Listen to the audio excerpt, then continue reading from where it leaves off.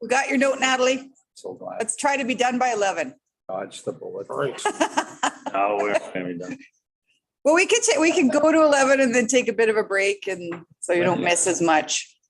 But Lunch is at noon. by the time we get there, I think we'll just be on to the last two items, which aren't, they're just updates that you can watch later if you have to. So I guess we should be signing in, eh? Only if you want Well- to share your screen or something. No, I'm not, I'm screen share. I share nothing. Still a little.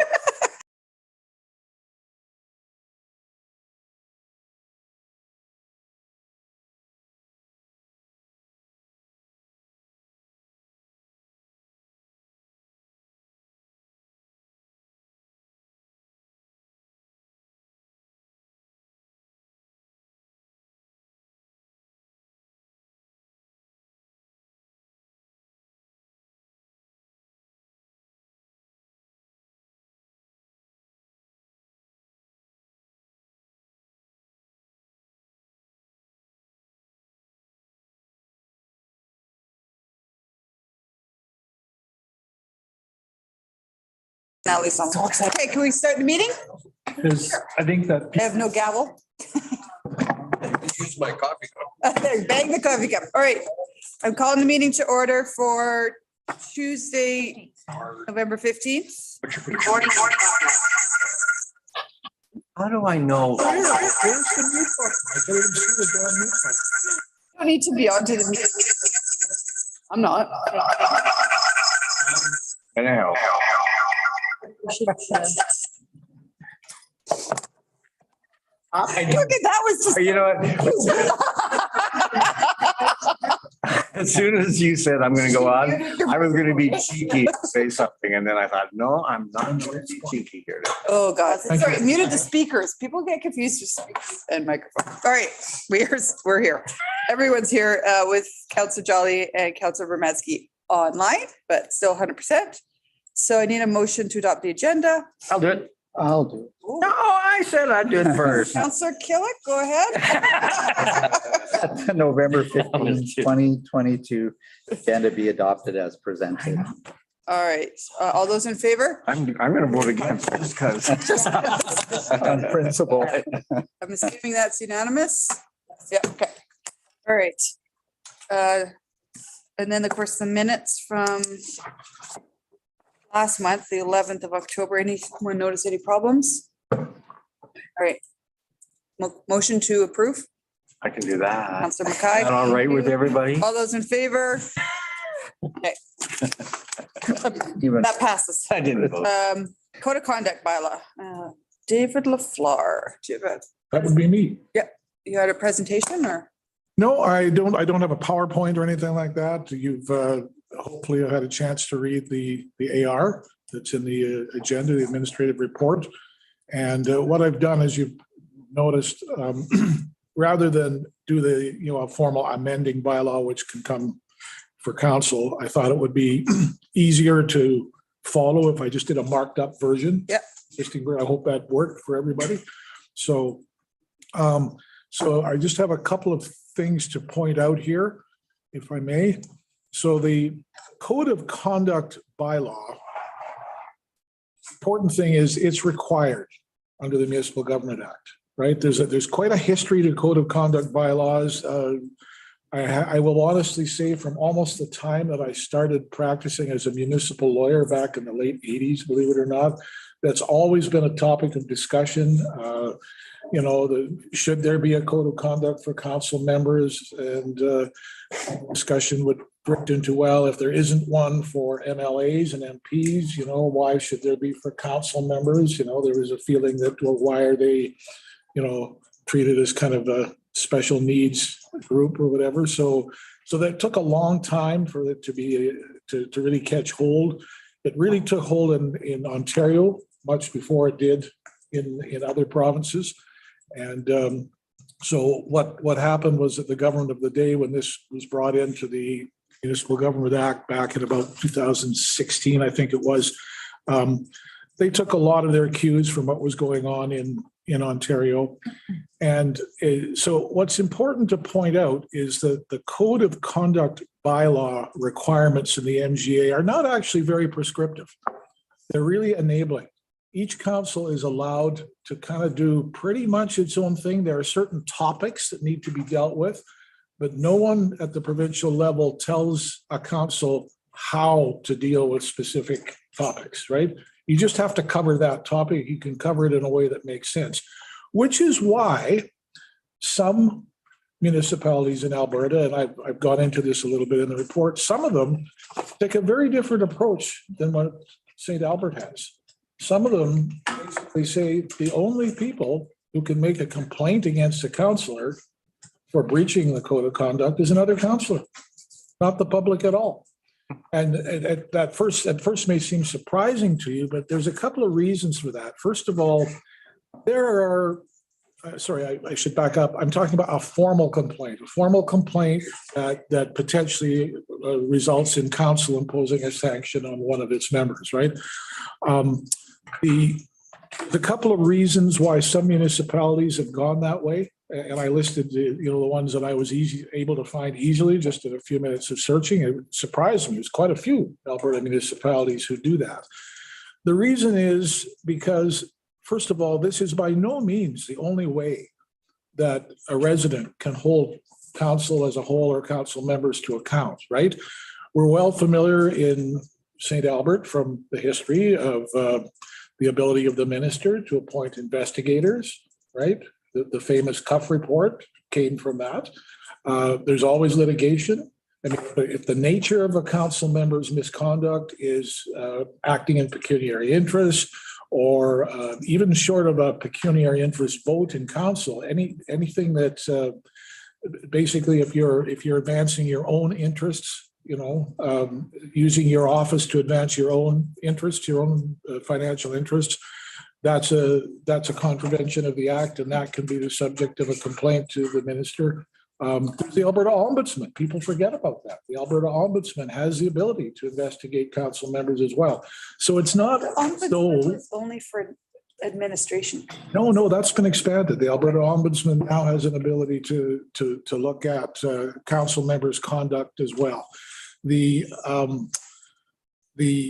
other point is that, we tend to overlook that there's also right in our code of conduct bylaw and in many such bylaws through the province, there's also something called the informal complaint procedure, right? Which should not be overlooked because although it's it's called informal, it's actually a very prescriptive procedure that a person could essentially goes to the mayor first, or if the complaint is against the mayor, then goes to the deputy mayor. There's a way to deal with people who feel that council members have acted in an unethical manner. So you don't necessarily need to use a formal complaint mechanism. There are other mechanisms there. And the other thing I will say is that experience has shown, and I hate to say this, but I think I have to be blunt about it. It's not just in St. Albert, but in other municipalities, has shown that the code of conduct formal complaint mechanism, sadly, tends to be used basically as a political cudgel, right? Like a big billy club, to score political points. Some of you around this table have been personally the victims of that in the last council term, right? We've had complaints that have no merit whatsoever, but we have to deal with. So that's a reason why some councils, in some municipalities have said, you know what, we're going to take the template bylaw that AUMA put out 6 years ago, I guess now. There's two versions of it. We're going to take the version, we're going to adopt it for ourselves, the version that says that only council members can complain about each other, right? I put that in the AR, I put it out for your consideration. I realize that you might look at it and say, oh, you can't unring that bell now. And if that's your point of view, that's legitimate. I would point out, though, that if you are thinking about that at all, it's probably better to do it early in a council term because, again, the experience of most cities is that as you get closer to an election, surprise, surprise, more of these kinds of complaints from the public tend to tend to bubble up. So if you're thinking about making that kind of change, I think you're probably better to do it relatively early in a term rather than wait. So I'll say no more about that. I mean, this is for you to discuss. Mostly what we wanted to accomplish here is we want to be sure that there is a mechanism in place for formal complaints. There used to be an integrity commissioner. Council passed a bylaw in November, I guess it was, of 2020 that suspended that. Technically, that suspension of the integrity commissioner has already expired. So we really do need to do something about making sure that if there is a formal complaint, we've got some mechanism for handling it. We're recommending as administration that what was done to replace the integrity commissioner for that period of about 18 months worked, right? Basically, whoever is in my position as chief legislative officer accepts the complaint. So I'm not going to go through it all. It's quite clear how it works. And it basically, the advantage of that is it puts it back strictly to council to determine, do you think a complaint has merit or not, right? And you make the decision. And if there is a sanction, which we haven't had one yet, thank goodness, but if there is a sanction, it's your choice as to how to make it, which in my submission, it should be, because a code of conduct is really for you to police your own conduct. It isn't for anyone else, certainly not for administration to do.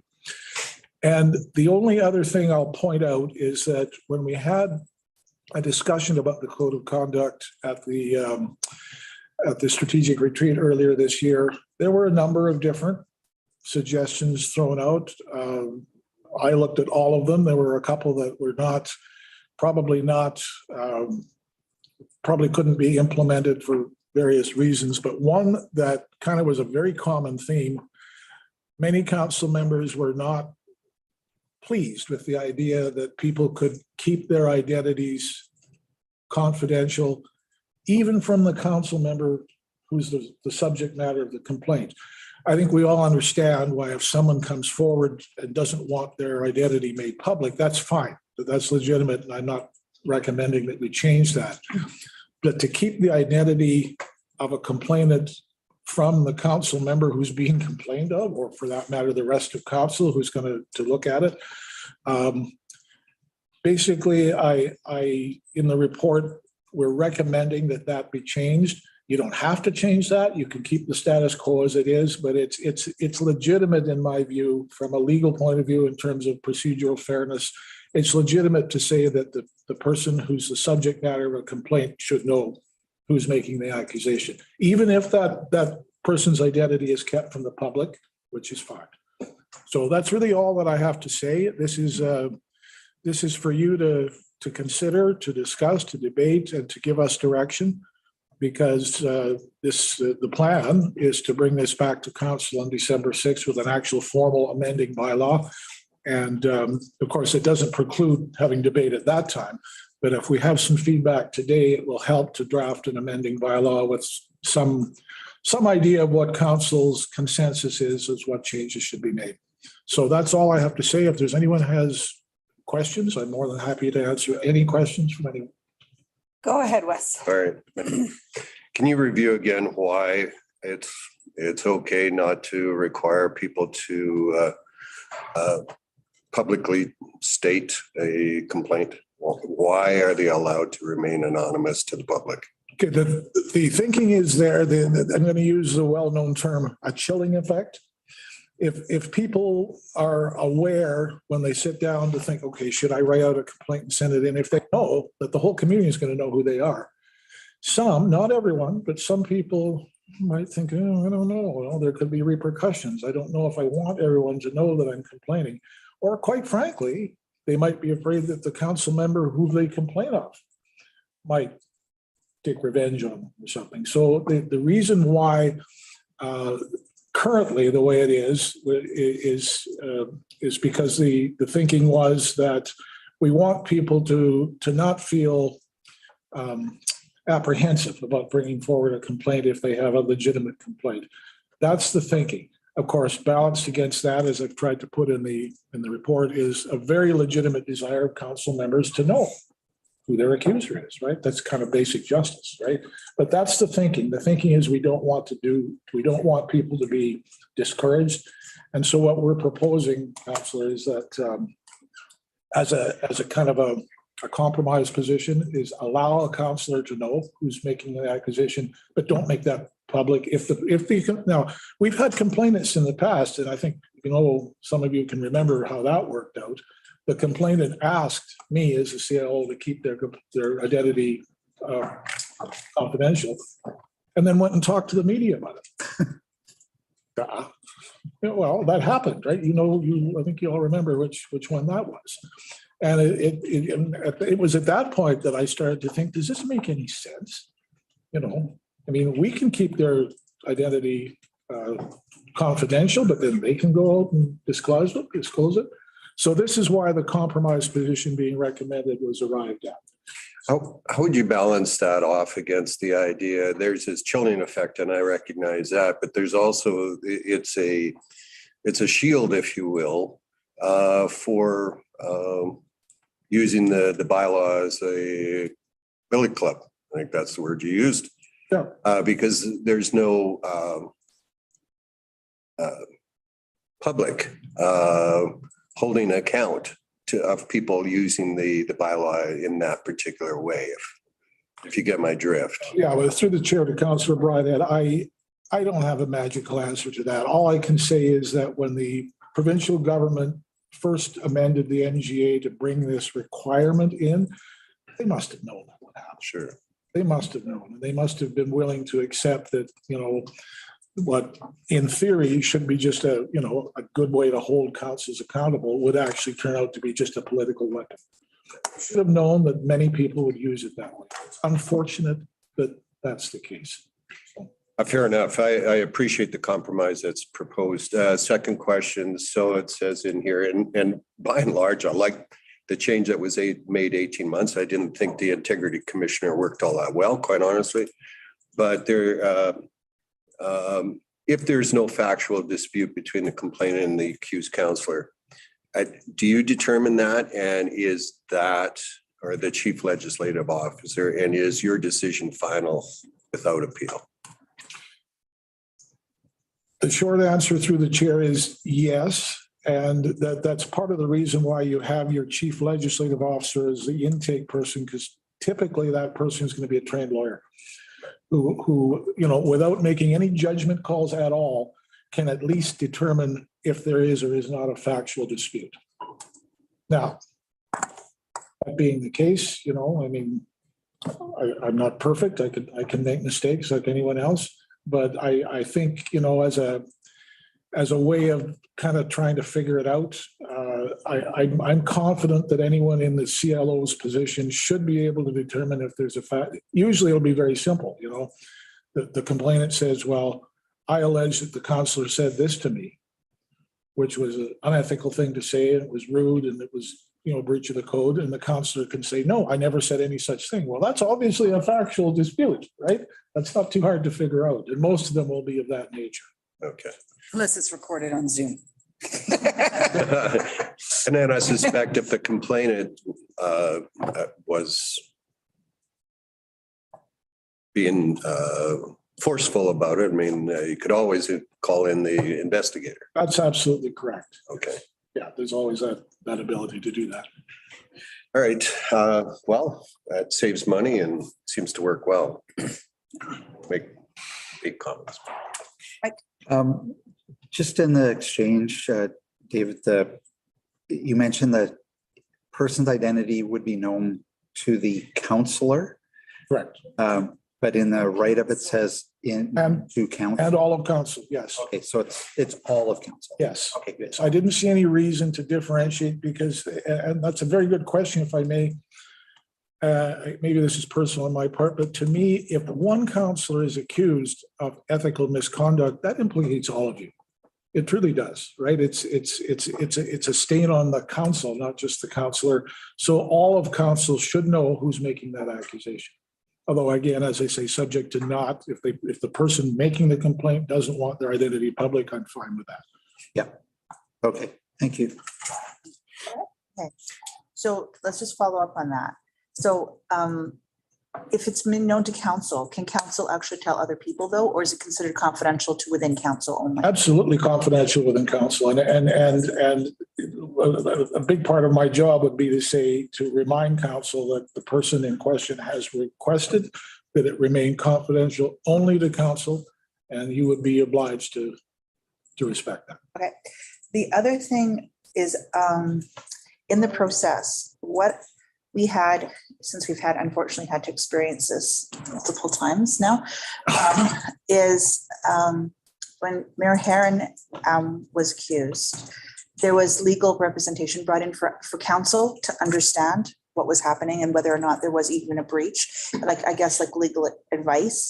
And I think that should be included in the process, is that if it actually comes to council, that legal advice is a standing situation, so that council makes a decision based on rational facts and not just based on political energy at the time. So I would love to see that that it's a standard, that because the person who's being accused needs to have perspective brought into this. And I think that difference between what Mayor Herron experienced to what I experienced, because there was no legal counsel present for that, made a very large difference in just the entire experience.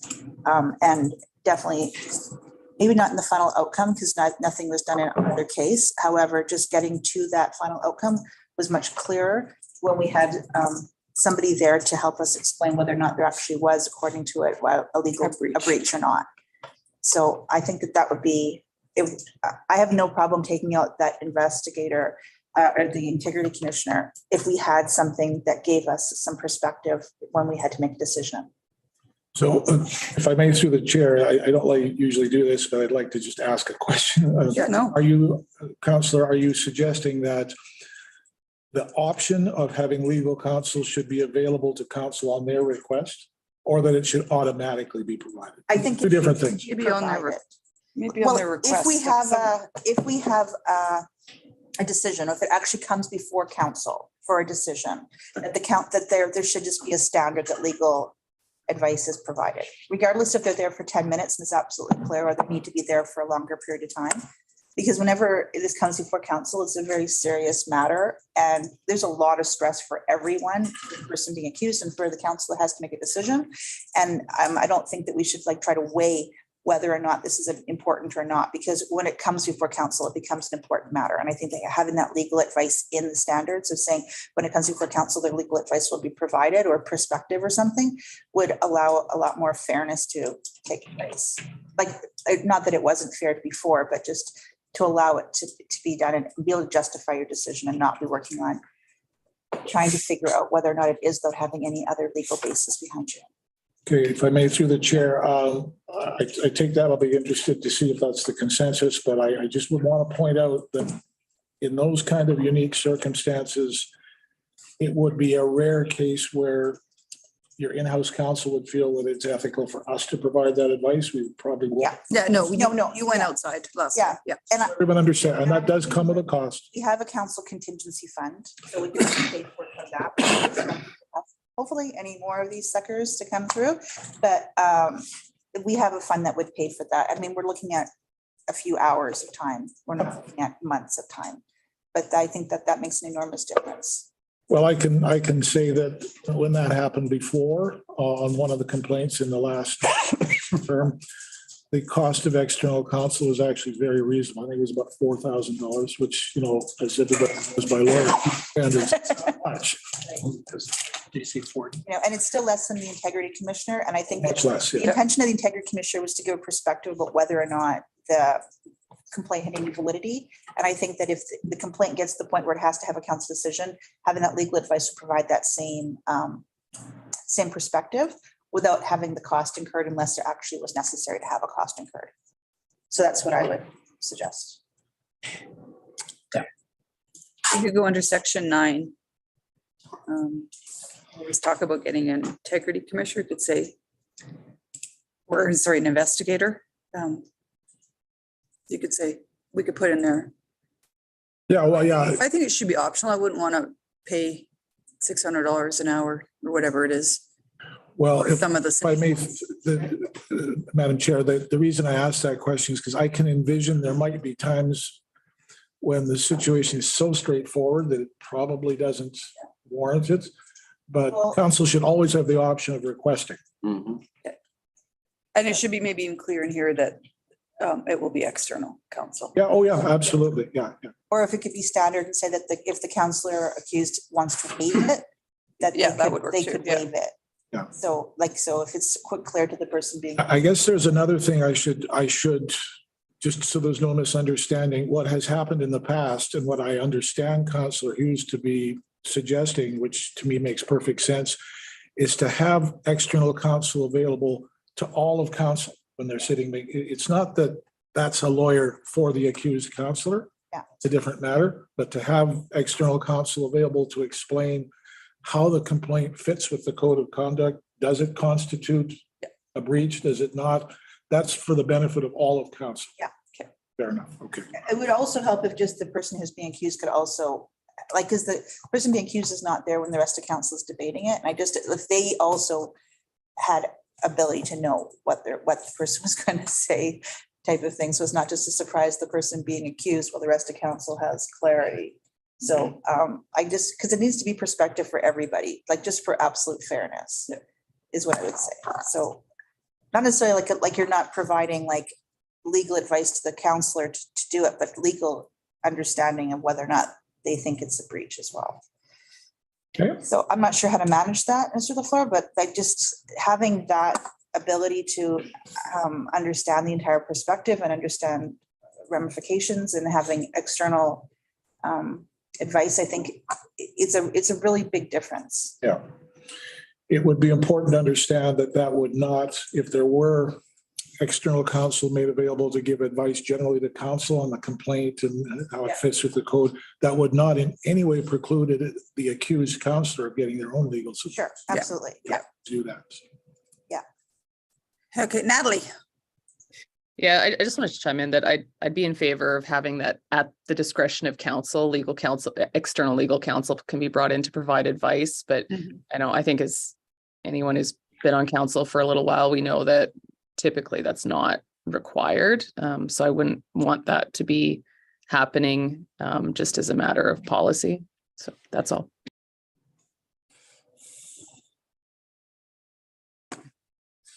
Mike, go ahead. Yeah, thank you, Madam Chair. David, on page 32, item 6, it says, if the matter, if, as, and when it sees fit, to bring this from in camera to debate and vote. How is the if, as, and when decided? Any council member could, by motion, make a motion in an open council meeting. So basically, any council member has the ability to do an open motion regarding the complaint or regarding council action. I think it's important to remember that nothing that happens in camera really happened legally. Everything that council actually does, any actual action council takes has to be done by motion in an open meeting. So that's how it would happen. A council member would say, make a motion. And again, let's be very candid here. There have been complaints in the past that had the most tenuous connection with the code of conduct, like, a complaint that a council member said a rude word or something. The council has looked at in camera, has chosen not to even bring forward. They didn't think it was even worth dignifying it. And that should be an option for council. Right? Definitely should be. Would it be helpful to spell that out in there? Or is that pretty clear to everybody that, if, by a motion of council? Or is that intuitively clear to everybody? It wasn't clear how it got brought forward, so that's why I asked the question, but. Well, through the chair, it's an excellent question, and I will look again at the wording, and it may very well be that some specific reference to how it gets brought forward is probably a good idea. especially making clear that any one council member can choose to make that motion publicly. So, Okay, thank you. and if nobody chooses, then it stays in count. Yeah.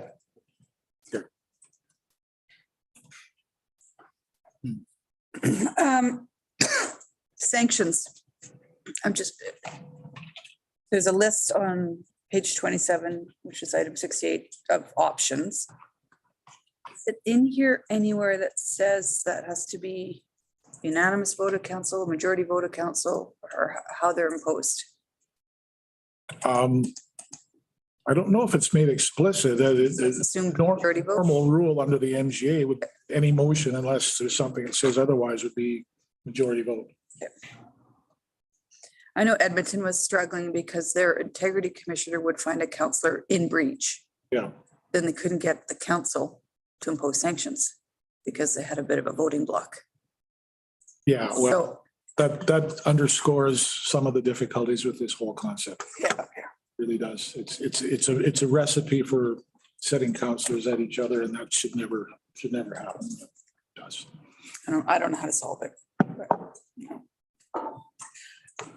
And so you did give us an option to only allow for council to file complaints, and you just. Well, I wanted to point out that that is certainly possible, and more than just possible. I wanted to make sure council is aware that there's quite a number of municipalities that do exactly that. So you wouldn't be kind of out there if you did that. You'd be part of a fairly significant group of municipalities of significant size that follow that approach. So that would leave it up to council to sort of hear the wind of the public, if there's enough, Yeah, to. if only, it's important to, I think, bear in mind that even if it says only a council member can bring a complaint against another council member, but that council member could bring that complaint based on information they've heard from a resident. Yeah, exactly. You know, so it's not like the resident, doesn't have any recourse. I mean, if a resident came to one of you and said, I've got evidence that your colleague did this and this and this, and here's my evidence, if you're persuaded, you could make a complaint. So, I kind of like the option because I think it would have avoided a lot of problems that we had in the last couple of terms. And well, I can say that quite a number of commentators have observed that however well-meaning this was, in practice, hasn't worked out very well.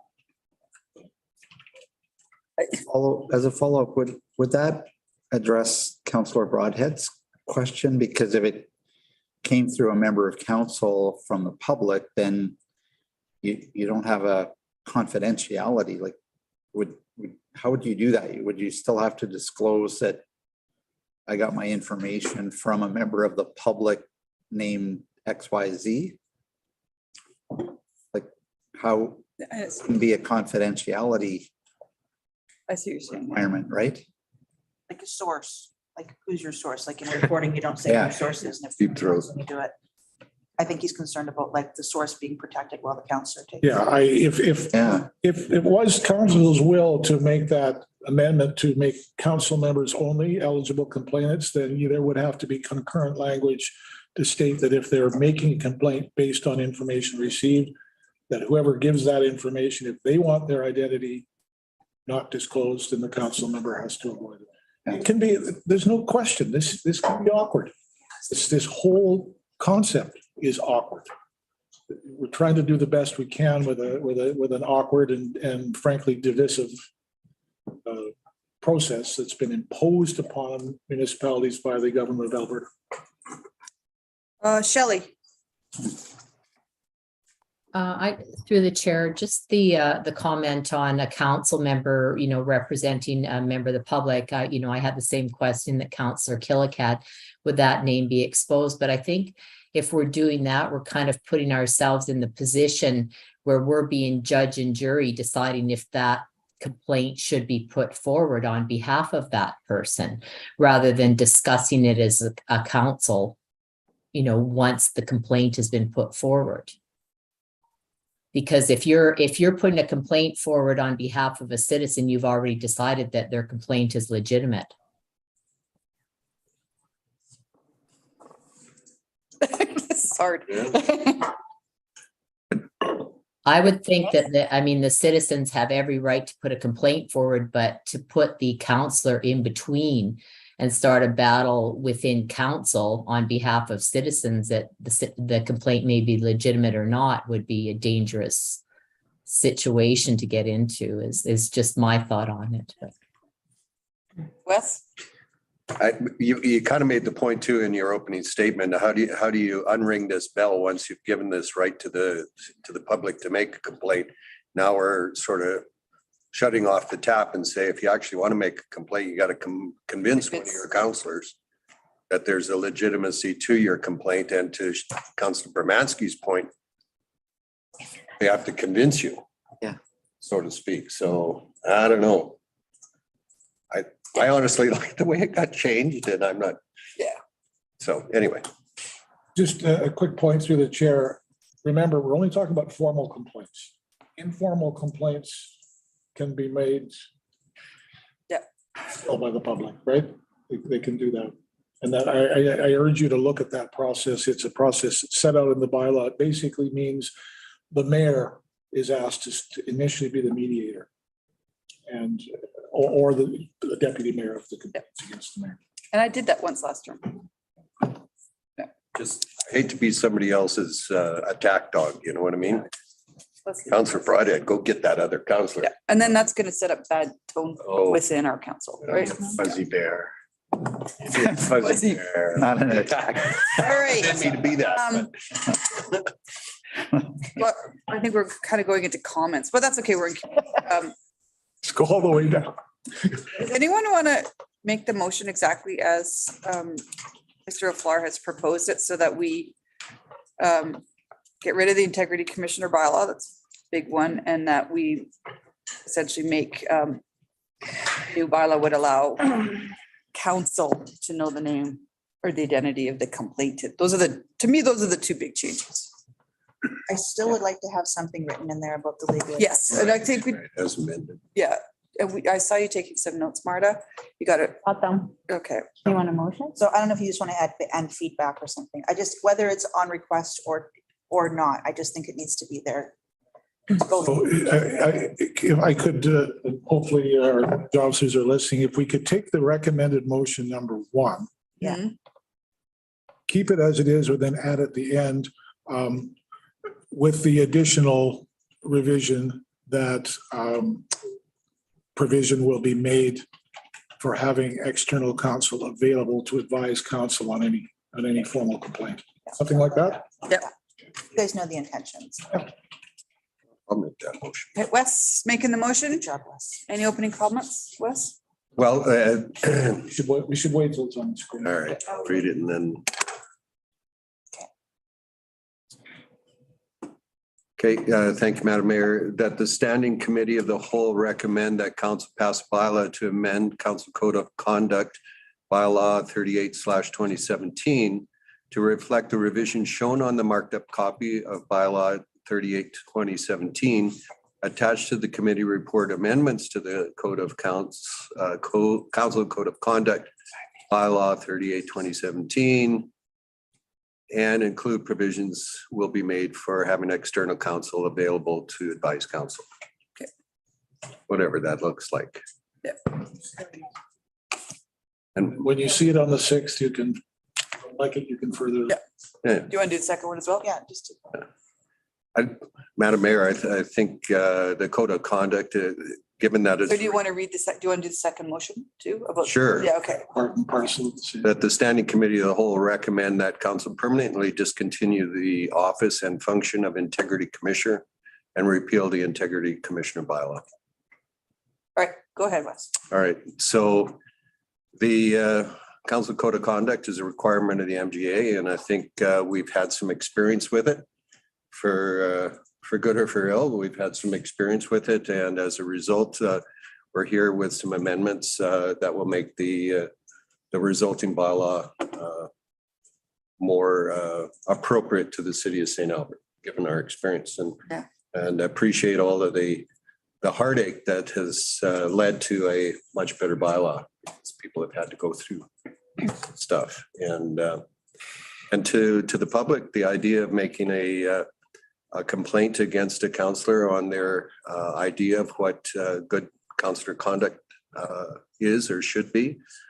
I think it needs to be available to everybody to do that, but it's also not a weapon to use for political ends. It's an intent to make governance better in our community. So if that's the case, and I believe it will be, then this is a good bylaw at the end. Anyone else? Mike? Yeah, I was just originally, when I saw this, I was concerned that we were getting rid of the integrity commissioner, which kind of was a independent third party. And kind of the analogy of the fox guarding the hen house. But in reading it and understanding and listening to fellow counsel and the introduction, seems that was a very expensive role, the integrity commissioner. So that 18-month period where we brought it in-house under the chief legislative officer makes sense. It saves residents money and still gives us an independent third party through the chief legislative office. And so we've experimented with that and it's worked. So I think continuing that and making it formal through this process is good and will result in a better process going forward. So I'll be supporting this. Anyone else? Yeah. Go ahead. So the one thing we've now experienced it with the integrity commissioner, without the integrity commissioner, with legal counsel, without legal counsel. And so I think that unfortunately, because we've had to go through this, as Councillor Broad had said, we've now kind of figured out what is the fairest system to do it, bring it forward and allow council to make the best decisions and have the background information they require. And so I think that because all the variations have been used, unfortunately, at one point or another, I think that's useful. I think that letting council know who is accusing them is actually also useful in that the counselor who's being accused is going to, if they aren't told, is going to guess. If the person doesn't go to the media and tell them, they're going to guess who it is.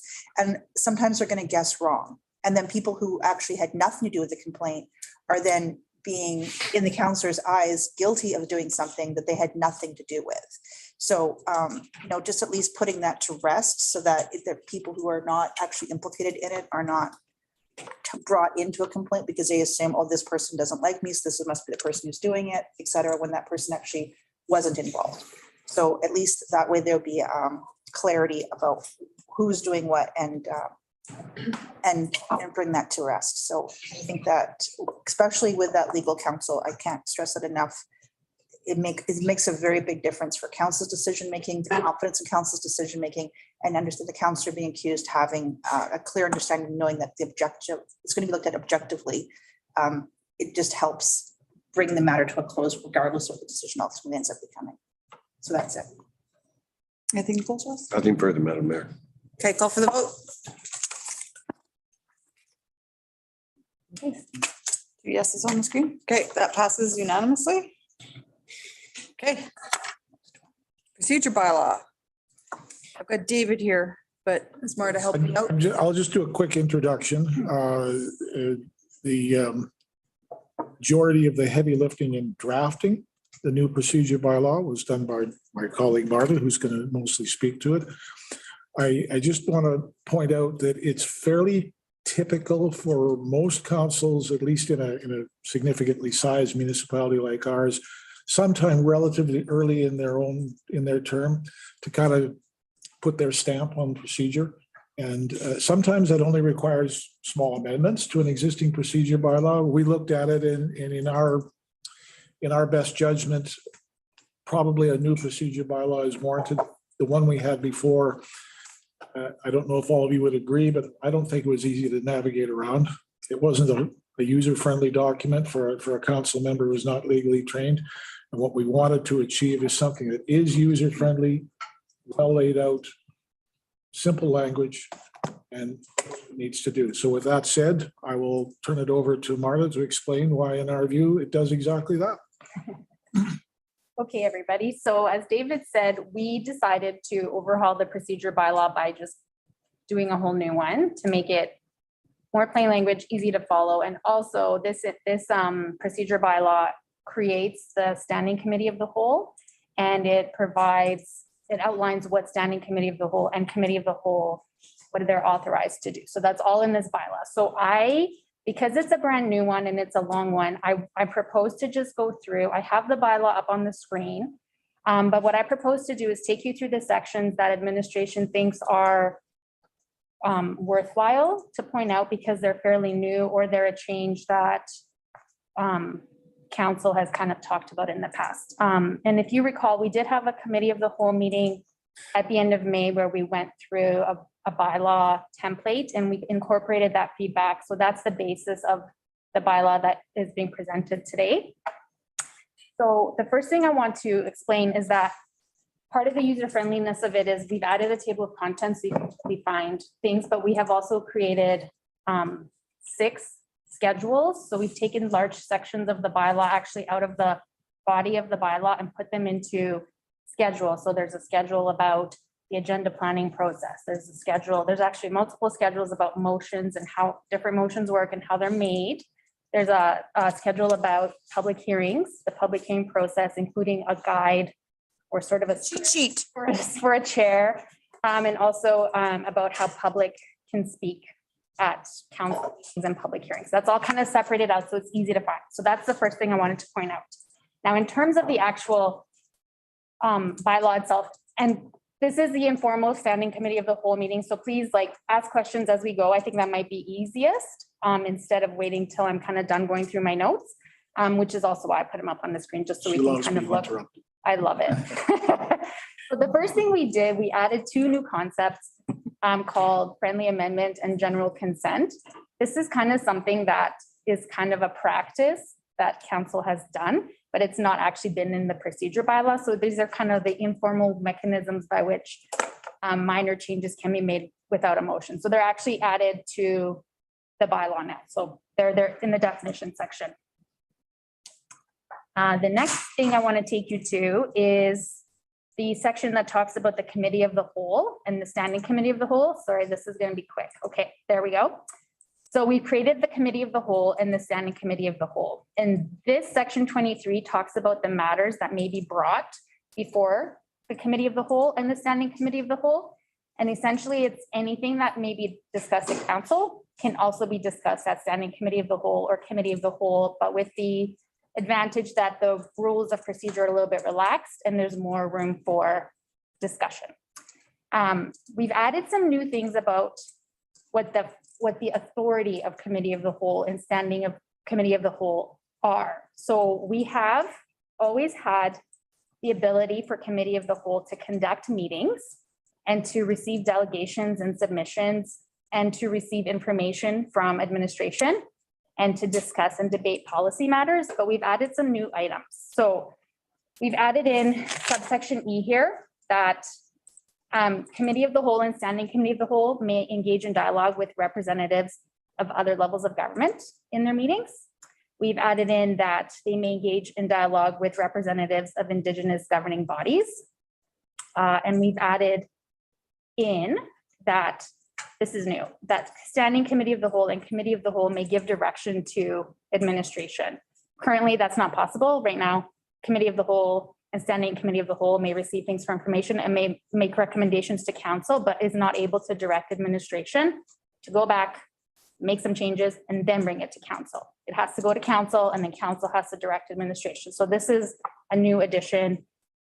It's based on kind of our experience over the last few years about what it seems like is missing from the procedure bylaw. So we've added that in.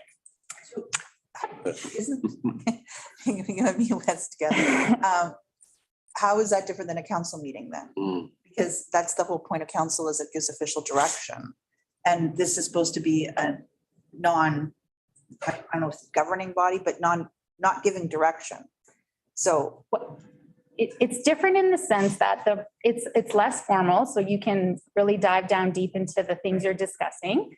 Now, you don't have to give direction to administration, but there have been some instances where if the standing committee of the whole was able to give administration some direction and then just bring that to council, at council, you don't have to decide to go with that. Like if you don't like what standing committee of the whole did or whatever, but for example, here where we said, we're going to make these changes to the code of conduct bylaw. Yeah. Administration kind of has direction now to make those changes to council, but you may still not like what goes to council, so you may still change it. It's basically just kind of something that we've identified as a gap that you may incorporate, but you don't have to, because it doesn't exist currently, and the way you do it now works. I feel like we're doing it in practice anyway. Like when we had the two different standing committees, they would tell administration, go do something and maybe even bring it back to committee before it went to council. Like we're doing it anyway. And so, yes, I think you're right, Mayor Herron, except that it's wasn't technically permitted. So I think we're kind of getting around it with technicalities.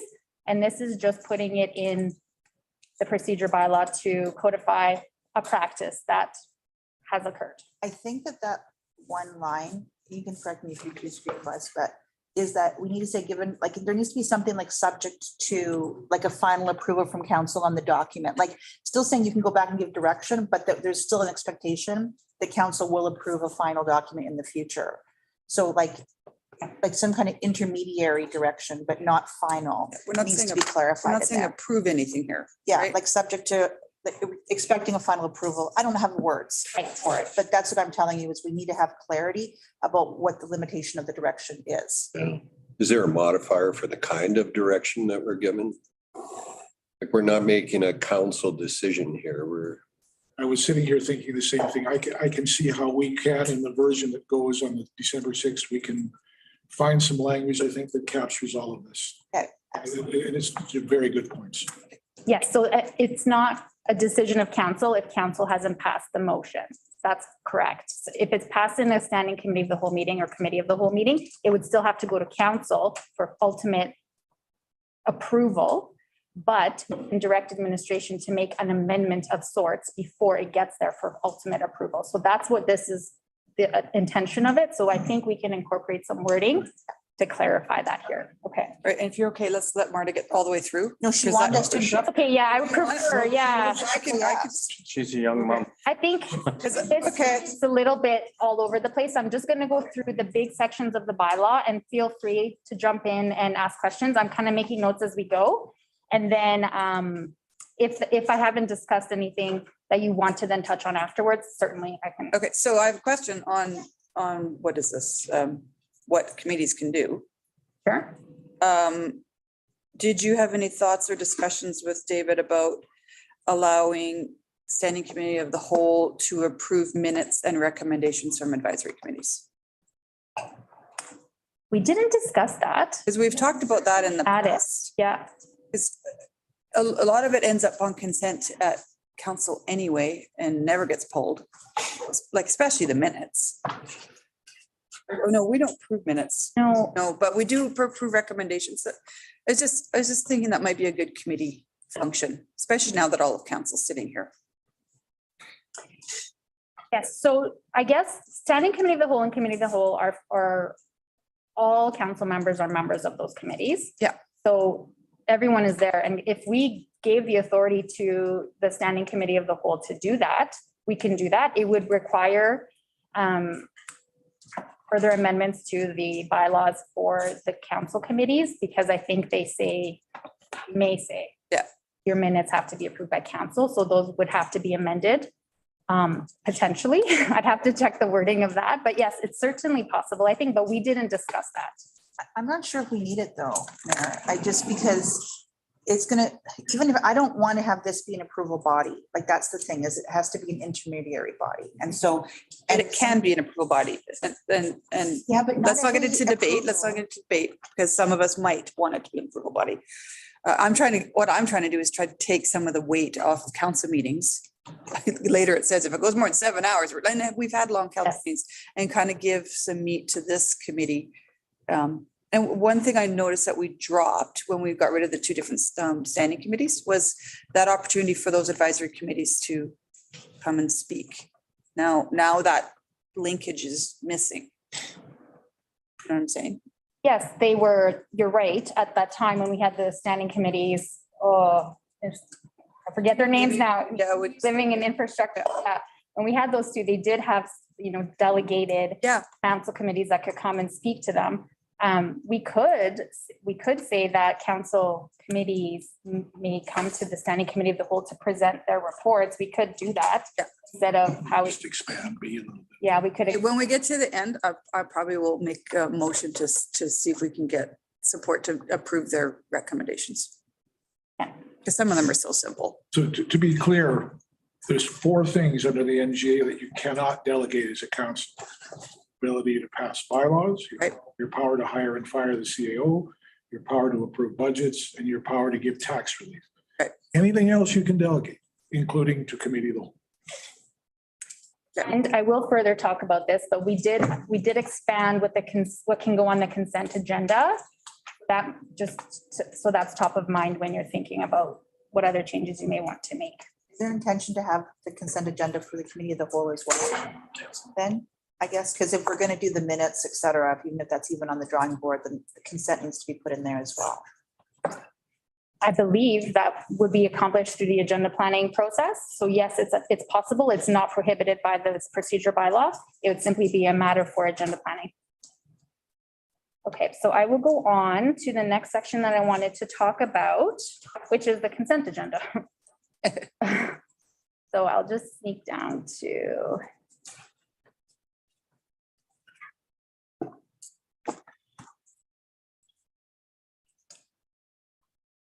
So here's the consent agenda section, section 57, it starts there. So this section talks about what the consent agenda may include. The consent agenda is established through the agenda planning process, which I'll discuss a little bit later. So you can put minutes on the consent agenda, reports of recommendations to postpone a matter or recommendation for a time extension request, a report with a recommendation that council received the report for information, reports for routine business, bylaws that require a public hearing, the proposed bylaw for first reading, a new one. Something off the consent. Bylaws that don't require a public hearing, the bylaws may go through on consent for first, second, unanimous consent, and third reading. I notice is a motion and any other item added by council. Oops, sorry about that. So that's the consent agenda. And of course, as is now, it hasn't changed. Council may add any item to the consent agenda. That's new, but you may also remove anything from consent agenda as of right. So if there's something on a consent agenda and any one councillor does not want it to remain on the consent agenda, it just gets removed. Go up again. Yes. So, okay. Go down. Yes. Notices of motion being introduced that have been published in the agenda. That's new to me. Like, I'm like, when did we ever publish notices of motion in an agenda? What are you talking about there? If they're emailed to us in advance, or if we have them in advance, that's the intention. Like, I'll go through the notice of motion section a little bit, but if we have them in advance, Yeah. publish them in agenda in advance so that they can be read into the record. Oh, okay. That's So instead of what reading it record, you can just have it in the record. Consent. so it's read in on consent. I understand. I like that. now. Just save some. I was trying to keep track of what motions have I gone forward. understand. Yeah. Okay, That's new. Yeah. yes, thank you. Welcome. What about, you say council has, one member of council can remove something from consent as a right. Could we make it a majority vote of council? You may.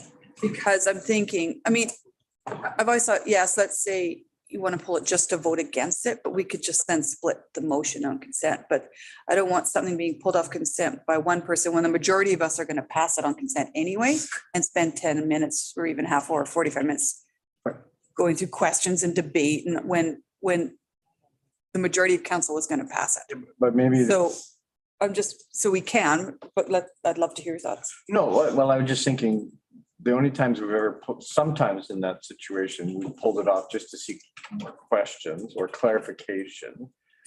How would we deal with something like that? So let's just say new information has come since it was put on. Let's say something comes from a committee, gets put on consent, but you have additional information or additional And questions. I'm sure the majority of council would vote in favor with you. Yeah, but then how do you get that how do you get that information out that that's your request? I mean, if you don't pull it from consent first, logistically, how would you raise that point? You can debate during consent, can't you? So basically you would be, sorry, and I will just answer the question I think that I'm hearing here. So basically what we're talking about is instead of somebody just pulling an item off consent, they would make a motion to pull an item off consent. And you would discuss, you would say, this is why I want to pull it off consent. And then you can have a debate about it. And then you will majority vote. Yeah. If it passes, it gets off consent. Okay. And if it fails, it stays on the consent agenda. So instead, that's what we're talking about. And we could do that. We discussed it, but we didn't want to make that change because we didn't hear that in any of our commentary, but it is not uncommon to do that. I hate that. But we're not Because- debating yet. Well, you're asking for feedback, and I'm telling you the feedback, because as a counselor, you have your individual vote. We're not a party here. We don't have to vote with what the party says. And if somebody wants to pull it off, we also would like to try to persuade the rest of council to vote with them. That often they're not just voting for the sake of voting. They're also like, maybe somebody else will change their mind.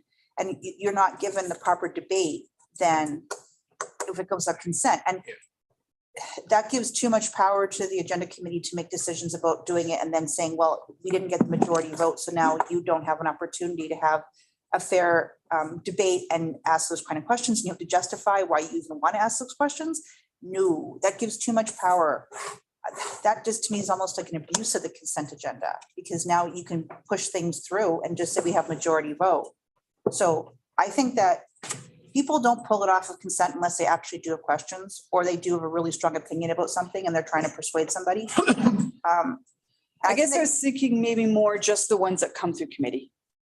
Right? Because if we've discussed it at committee level, I don't want to re-debate. And it made sense when we had two separate committees and you didn't sit on the other committee, so you had the right as an individual to pull it off and debate. But if we're going to discuss it here and then re-debate it in council, so let me think about that. So just those consent items that have gone through committee would be, but that might get too complicated. That might get too complicated. Just, sorry. Go. Yeah, no, I was just thinking in relation to that, Marta, with a motion, I just think that becomes burdensome because then you're almost debating it twice. Because you're debating it once to get it off of consent, and then you're almost using the same debate if you're successful in getting it off. The only way, so I mean, I think the majority of us are more than willing. I understand the expediting some things and taking things off but it doesn't happen very often. And if it does, it happens because it's a particular issue for one or two counselors. So I don't think we're creating a real big issue here. I just don't want to create a duplication Double step. You can yeah. split the consent agenda. If we have 5 items on consent, a member of council can say, I'd like to split out item 4 just to record their vote as opposed, right? Yes. Okay. But maybe they don't want to just have it recorded as opposed, they want to say why they're opposing it. Like, not everything's going to go through committee. But I'm just wondering, does Yeah. it need to be clear in the procedure bylaw that we can split consent? If we so want to. Mayor, I'd be supportive of that, just splitting consent so that we're not re-debating things that have been discussed in committee. I don't really know how many times this is really a problem that we're redebating it, like generally. It was more in the once- last structure. Yeah, Hope not. I also just think like, which is gonna be faster, just pulling off consent and debating it Sorry. as an agenda item, or saying you wanted to split it and then vote, debating that there. It's gonna still, I don't think you're gonna have any Don't debate, savings. you don't debate splitting votes. You just- Well, again, I just don't want consent being used and then being accused of having it be abused. So that's my major concern. And I don't know if really saving 30 seconds is gonna be the problem. All right, keep going, Marta. Yeah, so the way it's currently in there, just in terms of to wrap this up with the consent agenda, the way it's in there right now is the way it currently is right now, which is that anything that's on consent may just be pulled off. Right. That's the way it currently stands unless you advise us and direct us. I like it the way it is. So the next section I want to take you to is section 76. This is the time limit. Counselor member speaking time limit. So we've added this. This came after the May Committee of the Whole meeting. there was general consensus, I think, that that was a good idea. Maybe there was a bit of debate about how long the limit should be. But so basically, the way it's worded currently, a council member is not able to speak to a motion for the purpose of engaging in debate or explaining their rationale or the way they intend to vote for longer than 5 minutes. There is a whole bunch of exclusions about what is not included in the calculation of the speaking time limit. So when you're asking questions of a mover, when you're asking questions of the CAO, when you're responding as a mover, those are all not included in calculating the 5-minute speaking time limit. And also if you're asking questions of, question of privilege, point of order, parliamentary inquiry, those are not also included in this 5-minute limit, 5-minute speaking time limit, This is just for debate, right? just for debate. Hopefully none of those things that you have mentioned below are like asking questions. It's also, Part of the debate, what's also important to bear in questions out of the way? Just there for clarification. Yeah. it's important to bear in mind that like virtually any other rule, this could be by majority vote, could be suspended. Something unusual comes up and you need, the majority of council feels that 5 minutes per member isn't enough, you just pass a motion to extend that time. Okay. This is kind of the default, right? Unless there's something unusual, you stick to 5 minutes. If the majority of you want to extend that time, 2/3 majority. 2/3, I'm sorry, yeah. 2/3, yeah, My you're handy right. schedule D Yeah, here yeah, about yeah. motions If tells a me. 2/3 majority of council wants to suspend this rule, they can do that.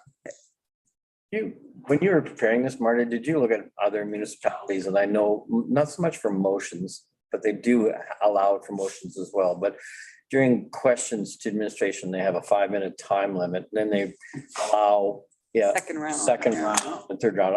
I'm not saying that's a good thing or not, but I'm just wondering what your thoughts would be, because I know that it limits the questions to a certain time frame, and it doesn't stop someone from actually having additional questions. But it does sort of put some guidelines so that it's not always seen as a free-for-all back to administration. So I would have 5 minutes. When my time's up, then it moves on to the next counselor, and then it comes back to me in a cycle. I mean, it's an actual process. I mean, it's not just kind of whoever has the next question. It actually follows a regimen around the table, but then it still comes back to me and I can add an additional 5 minutes. And then if you need a third round, you actually have to have 2/3 majority or a majority, I'm not sure, but To enter into the third. to enter into a third round. I think that would be, to me, that's onerous. I'm just wondering if you would. Yes, so I did do an environmental scan, as they call it, when I was drafting this. And so I tried to balance out adding in a speaking time limit with the logistics of doing such a thing. And we haven't done this in St. Albert, so we really don't know how onerous it will be or what it will actually look like in practice to implement. So just to balance off the two and just to start, and also knowing that there is that, you can make a motion to suspend the functioning of a rule at any time if you so desire. Knowing that's all there, this was kind of the approach that I just thought was reasonable. But it's certainly open if you would like to make such an amendment. No, I was just wondering if you saw that, if there was some pros and cons, benefits or not, or if you actually, or when you did the scan, whether or not you actually reached out to communities. And I realized the time limit on that as well. I honestly don't know. I mean, obviously for a larger council with more people, council like Edmonton or Calgary, I think you would maybe need to set those parameters. Otherwise you could be in questions forever. But I know it's in other smaller municipalities, and Fort Saskatchewan uses it, yeah, for example, and they follow it. But I mean, they also do it for questions. So I mean, it would go, Councillor Broadhead, have you got a question? No. Councillor Jolly, do you have a question? No. And then it just moves through that way. It's more regimen versus if you don't have a question, you Right. just. And the time for asking questions is not Yeah. included, and this is just for debate. Yeah. Yeah. No, I understand that. I was just wondering in the sense of the overall, because I mean, I'm thinking that there's some structure, some, so that we're not getting way off track. But honestly, I tried to think in the last 5.5 years, I don't think of anything where anybody's got up on excuse my language, on a pulpit and spoke for longer than 5 minutes, or a street For corner. questions, yes, but not for. No, not for debate. Not for, yeah, busker, like on this corner of in front of City Hall here and stood on that podium. But, so I mean, to me, this is just housekeeping then, because I don't believe anybody's spoken longer. Well, are you considering putting? No, adding I was that in? just wondering whether or not there was pros and cons. That was my question, whether or not administration saw any pros and cons to doing it with question period as well and doing a more regimen. Or no.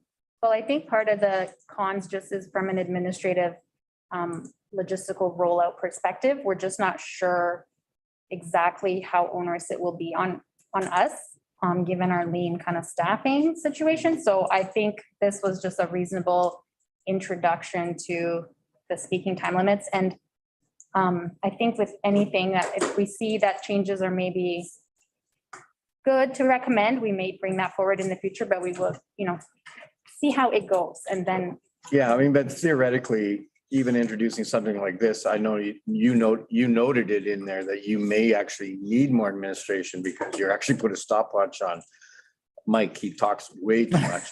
And you might have to myself, like I'm just thinking in my head, have I talked for 5 Beep. minutes? Yeah. So, I don't know. Oh, yeah. okay, yeah, it seems like there's consensus that I'm the sin bin guy. But you know what the 5 limit on debate does is it really forces council members to get their thoughts Yeah. in order ahead of time, right? Kind of if there's something you care about. Yeah, no, I understand thoughts that. In order, and because I do notice even if myself, if I'm passionate about something, you start blabbering. And you go, and you just, you start repeating yourself over and over because you're so passionate about it. So, yeah. Councillor Jolly? Yeah, I just wanted to comment. I'm very much in favor of the 5-minute time limit for debate. And although I like kind of what Leduc and City of Edmonton do for question period, I can appreciate that logistically that's quite challenging. Kind of Councillor Mackay, to your point that you couldn't quite remember times when we went over, I could probably name 50. I do go back and kind of review debate sometimes. So it happens a lot. And I agree with Mayor Herron, excuse me, that that limit just forces us to be concise and to kind of prepare our comments. So very, very supportive of this. So just wanted to throw that out there. I'll probably be jumping out in the next 15 or so. Out of the All right, 50, yeah. how many were me? 20. All right, so now we're talking. Wes has that question. Oh, sorry, Wes. Okay. No, that's okay. Can you just talk to me about the logistics of and how are you going to work that? It's gonna be Sean's job. If this bylaw passes the way that it's currently worded, then I think we're just gonna bring in an extra legislative officer to the meeting for the purpose of that and see how it goes. And if it's a really onerous task, or if there's just a lot of juggling that the legislative officers do at the meetings that are behind the scenes. And so we're not sure if one person can simultaneously accomplish the timekeeping and the other tasks that they have to do. So I think we'll start by bringing in a person, and then if we are able to put it together onto someone's plate, we will do that. Is there I mean, we have a timer on screen for public presentations. Is that same functionality available for council debate time? I don't know. And I don't see why not. Yeah, I don't see. yellow after, turns yellow your last minute and then it goes red. My question is when it goes red, who's the gatekeeper? Like, does the mic turn off or what? There's I a think big the hook. mayor should have. There's a big hook. That has to be me. When we have timers for presenters, that's on the screen. I have it on my Granicus screen. Do you guys have it on? We don't have it, Granicus? no. Okay, so just as chair, I can see the time. You know what? We do. I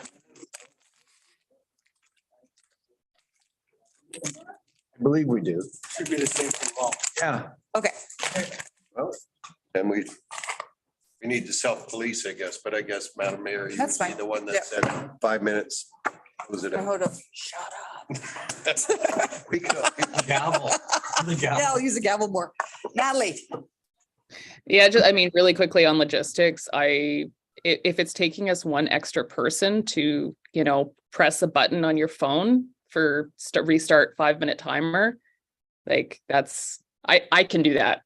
Yeah, I can do that too. Mayor Yeah. can do that. Yeah. So I just want to throw that out there. It was easy when we were on Zoom. Yeah. If the host goes mute. That's where we did public hearing, those big ones. Yeah. So I would just suggest that a couple of things. You could, if you didn't want to have it, you could say it's a recommendation or we strive to keep it to this. But the other thing that I look at is just the people when they come to present, when they have 5 minutes, they often appear rushed. And they often don't get finished it. And then the mayor has to say they have 1 more minute left and then they would have finished it. So I am. Okay. Keep doing This guy keeps explaining to me what I'm saying. It's helpful. So I would suggest that if you wanted to make it so that everyone isn't feeling rushed, you could do like 7 minutes. Because then it would be able to finish the thoughts. I'm just looking at how often people are presenting. And just the fact that they're trying to convey their thoughts in a very succinct manner as well. And it's a challenge to get to 5. And it's also a challenge sometimes for us. So if we did that, it would give enough leniency that it's only 2 more minutes, but it does make a difference when you're trying to complete a thought. It does prevent somebody from rambling for 20, for example. So that's just my thoughts is that, and like I said, you could say it's intention is to keep it to under 7 or like without saying you shall. And then at the 7 minute mark, the mayor could say, hey, Sheena, it's 7 minutes. Do you want to wrap it up? You know, as opposed to just saying, you know, you're dead now to me. So I that's think kind of, speaking just for myself, I would be as flexible as I am with the public, you know, I'm not gonna cut you guys off, right? so, okay, but that's what I would suggest is if you actually increase it to 7 to start and go from there. Because like I said, I think it just, sometimes it's just hard to keep it to 5 minutes. And we've witnessed it many a time where people can't keep it to 5 and they have to cut their presentation short. I realize some people are passionate about something or whatever else, but sometimes they just have something they want to say. I can respect that. So that's my, I don't know what you feel about that, Ken, but I don't think that there's any harm. No, it doesn't, but I mean, as soon as you put any time limit on it, then I mean, then the mayor still, as she mentioned, she's got the flexibility to go. I understand Yes or that, no? but I'm also just looking at historically, how long do people typically go if they have something that they really want to talk about? And often it's a challenge to keep it to 5. Yeah, no, I'm just So- saying, we, I think It's it's good good to strive. limitations I that we think- can actually meet. Yeah. Okay, I think we're just actually. Yeah, we're getting just, yeah, ourselves- let's keep going because we can come back, yeah. Okay, so then 5. next section I'll take you to, it's a new addition. It's a kind of a mandatory recess provision in the procedure bylaw. So in section 114, we've added a provision that says that in order to support a healthy and productive work environment for council members and for administration, that you will take a minimum of 30 minutes of recess after 4 hours of meetings. And you'll adjourn the meeting to another day if the duration of the meeting has reached 7 hours, even if all matters have not been considered by council. I love it, but I think 4 hours is too long. Okay. I think it should be 15 minutes every 2 hours. Kind of like, I can't sit for 4 hours and not use the restroom. Why don't we add that for 30 minutes after 4 Sure, and yeah. 15 after Yeah. 2, maximum of 2. And someone will have to remind me, because sometimes I just get going. Wes, The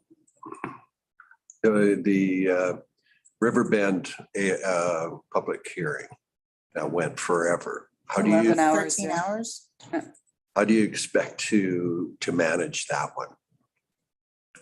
In the same way. So, I mean, not the same way that we did it, the same way in accordance with the rules of public hearing. So these rules apply to public hearings as well, like a meeting includes a public hearing. So if there's a public hearing, you would take a recess during the stipulated time if it's changed to a 15-minute recess every 2 hours or something of that sort. And if the meeting goes past 7 hours, adjourn it to a new date.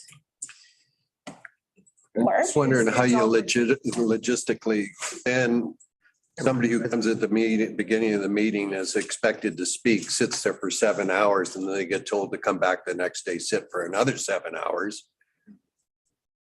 And then they come in not knowing when they speak. Yes, and so we are kind of jumping a little bit ahead because there's a whole section added about public hearings and the agenda planning process. But now with what we're recommending in this bylaw is that agenda planning determines the dates of the public hearing. So if it's a very important public hearing or one that affects a lot of people in the community, or we expect a big turnout, you may already at agenda planning stage set it for 2 days. And then folks will register and they'll be told you come on this day or this day you can watch, but you'll speak on this day.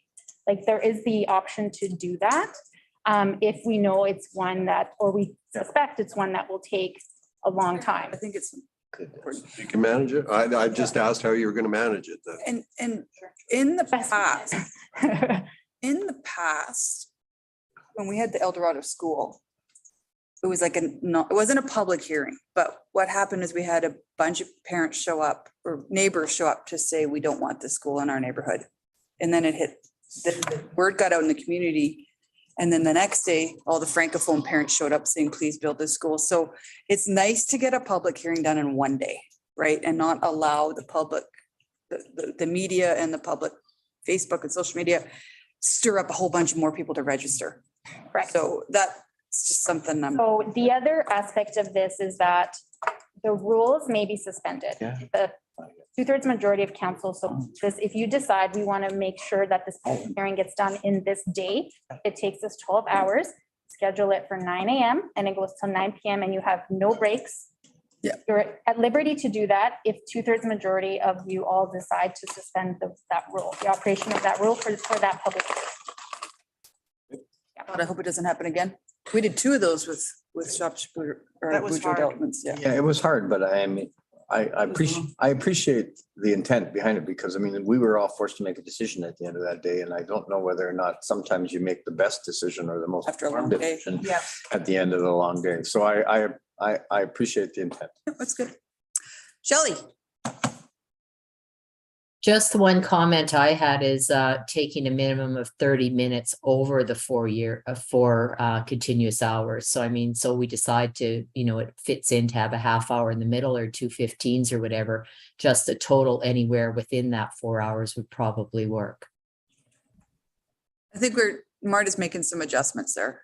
Okay, and could there be a time put in when the public hearing has to be? Like, could it be no later than the 4-hour point?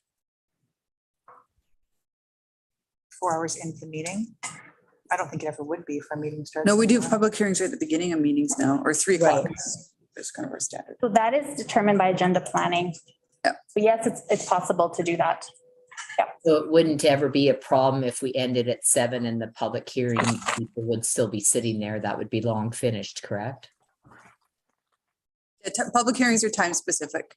Right. So the 7-hour, it doesn't affect the public hearing that was just mentioned by, I think it was Councillor Mackay. It does apply to public hearings. Right. However, the rules of operation, so to speak, may be suspended if council votes to suspend that rule for a specific public hearing. So as a matter of course, all of these rules apply to public hearings unless it says specifically in here, this doesn't apply to a public hearing. But if it doesn't say that, then yes, it applies to public hearing. However, I was just pointing out that you as council have the ability to decide that it's not convenient or expedient or reasonable for that rule to apply for that particular meeting, and you can suspend it for that meeting if you so choose. Okay, I think I might not be communicating what the point I was trying to get across is just that another counselor mentioned that we'd be at the 7 hours and people are sitting there waiting to speak, but that would probably never happen. No, it has happened. No way. It's possible. It's possible, yeah. It's possible. Most of them don't, but it's not out of it has occurred. And we can make a motion right then and there. Right at the 7 hours or at 2 hours or at 3 hours or Anytime. 4 hours, anytime. I mean, and excuse me for interrupting. Of course. I think that most of the ones that would have that volume of public speakers We set on a separate day. would be set on a separate day, but also would come to agenda committee and you would know that this particular topic would generate this much interest. And so you could schedule it appropriately. Separate day. Said that in 5 minutes, by the way. As a question then, on this one, at point B, if the meeting has gone 7 hours and we had one 15-minute or 20-minute item left to address on the agenda, does this lock us into saying, well, that 20-minute item automatically we recess to another day, or could the mayor could take a vote and say, no, we want to finish today? But if it's, let's say something, Logistically, so, oh my gosh, we're gonna have, I can wait a week to do that. Like, if we start at 1, What it is. 7 hours is 8 o'clock at night now. yeah, That's a long time, it is, yeah. depending on how urgent. Actually is later because it doesn't include the time spent in recess. So it's like 8:30 or Okay, yeah. Yeah. It just would, I would hate to see some unfinished business so we could just quickly do, Yes. because then it just cascades onto another agenda. Or are we proposing that we're gonna have a separate meeting council between the next council, or does this carry over to the agenda? So the way that it's structured is that it would carry over to the next regularly scheduled council meeting. However, it would be at council's discretion whether they want to actually adjourn. Like, this is the rule, you must adjourn. However, you see, oh, it's a 10-minute item. Hey, guys, are we good for 10 more minutes? And pass a motion to say, we'll just suspend that rule for the rest of this meeting and we'll finish this up and we'll be done at 8:45. So yes, it's open to you, but the general rule is that you stop at that time unless otherwise decided. That used to be in our procedure bylaw. That used to be very similar, that we required Common. to go past. And I guess that most people will admit that you get after a certain time and your brain goes to mush. Your ability to make good decisions, you can always make a decision, but your ability to make a good decision declines precipitously as the time goes on. And Like right now. does this, Bladder filled. okay, I won't ask a question. I'm gonna call a break at 11 because that's when Natalie has to leave. Just a question, does this include in-camera time with, for CEO dialogue and, okay, et cetera? Yep. So total meeting. Yeah, because we've been in. So the next section I wanted to point out to you all is the section, Marta, can we go back to section 119.12? of course, It's just while you're there, I could just send it to you. this is If the, you look at 119.12, this is a motion, yeah. go down to 12. You made it special council. No, if you go down to number 12, it's just there's a typo. Oh, and I meant to say at the outset, I A forgot. notice of notice? Yeah, Yes, there are actually a lot of, not a lot, but there are a few section references, cross-section Yeah. references that are not correct, and there are some typos. Okay. So thank you for pointing it out. I could And I have, actually didn't have jotted down yet, but I will fix all that up before it comes to you on December 6th. no problem. I should have sent it to you prior to that.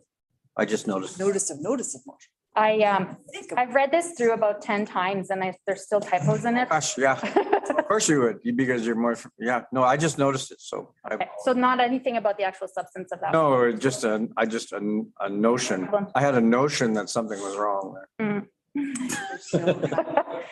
So the next section I want to draw your attention to has to do with information requests.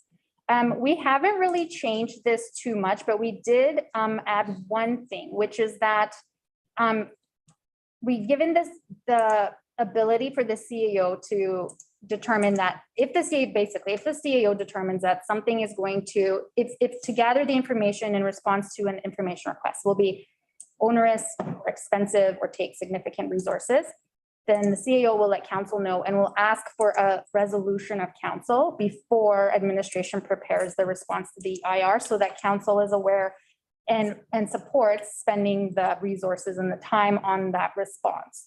So we've added that here in section 140. Wasn't that there before? No. Oh. I don't think so. No, And can council request a vote of council to go to do a IR? No, this just gives the CAO the authority the way it's currently worded. So this is an information request. So if a council member raises a question and the CAO or it's someone directed by the CAO cannot answer that at that meeting, then we do an information request and submit the information to all council members. And this is just, there isn't really a process for council to say, no, we don't want that IR unless the CAO says, we think this will be onerous, please vote. And if you still agree, then we'll do it. Go ahead, Wes. I'm just wondering, it introduces a sort of a component of subjectivity. You know, how do you define significant analysis or interpretation? We discussed this actually at length and so it's something that's out of the ordinary, not usual, not as common as we normally do, like out here instead of in the middle. And so would then give the CEO the discretion to bring to council. And if council thinks, well, no, that's not a problem, just answer the question for us, then you just pass the vote, pass the motion by a simple majority and administration will do it. But I guess it's a little bit of a layer of protect the resource. Fair enough. It's not bad. It comes from the experience that we've noticed that like administration, I think I can speak for everyone who's on the call and everything. We always try to be as helpful as we can. Council members, I don't think always understand the implications on time and resources for some of their requests. And that doesn't mean that they're illegitimate. I mean, but just the idea is to be sure that you know, and it's on the CAO to let you know. But this is going to take this amount of time, right? And then if you're okay with that, no problem. All right, can we take a quick break? All right. I think we're getting close to the end anyway, aren't we? Oh, yeah. You have a lot left, Marta, out of the way? I just wanted to talk about agenda planning and public hearings. Okay. Nothing major. Okay. 10 minutes.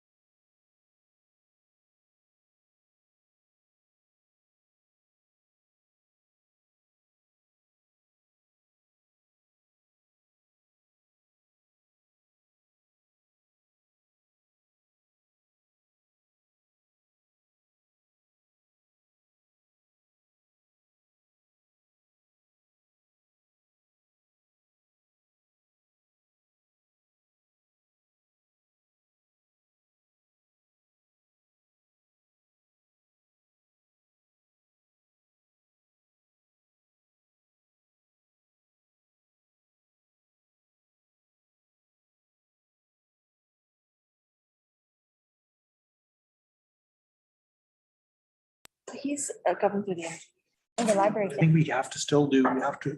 Yeah. Still give them, Shelley, you with us?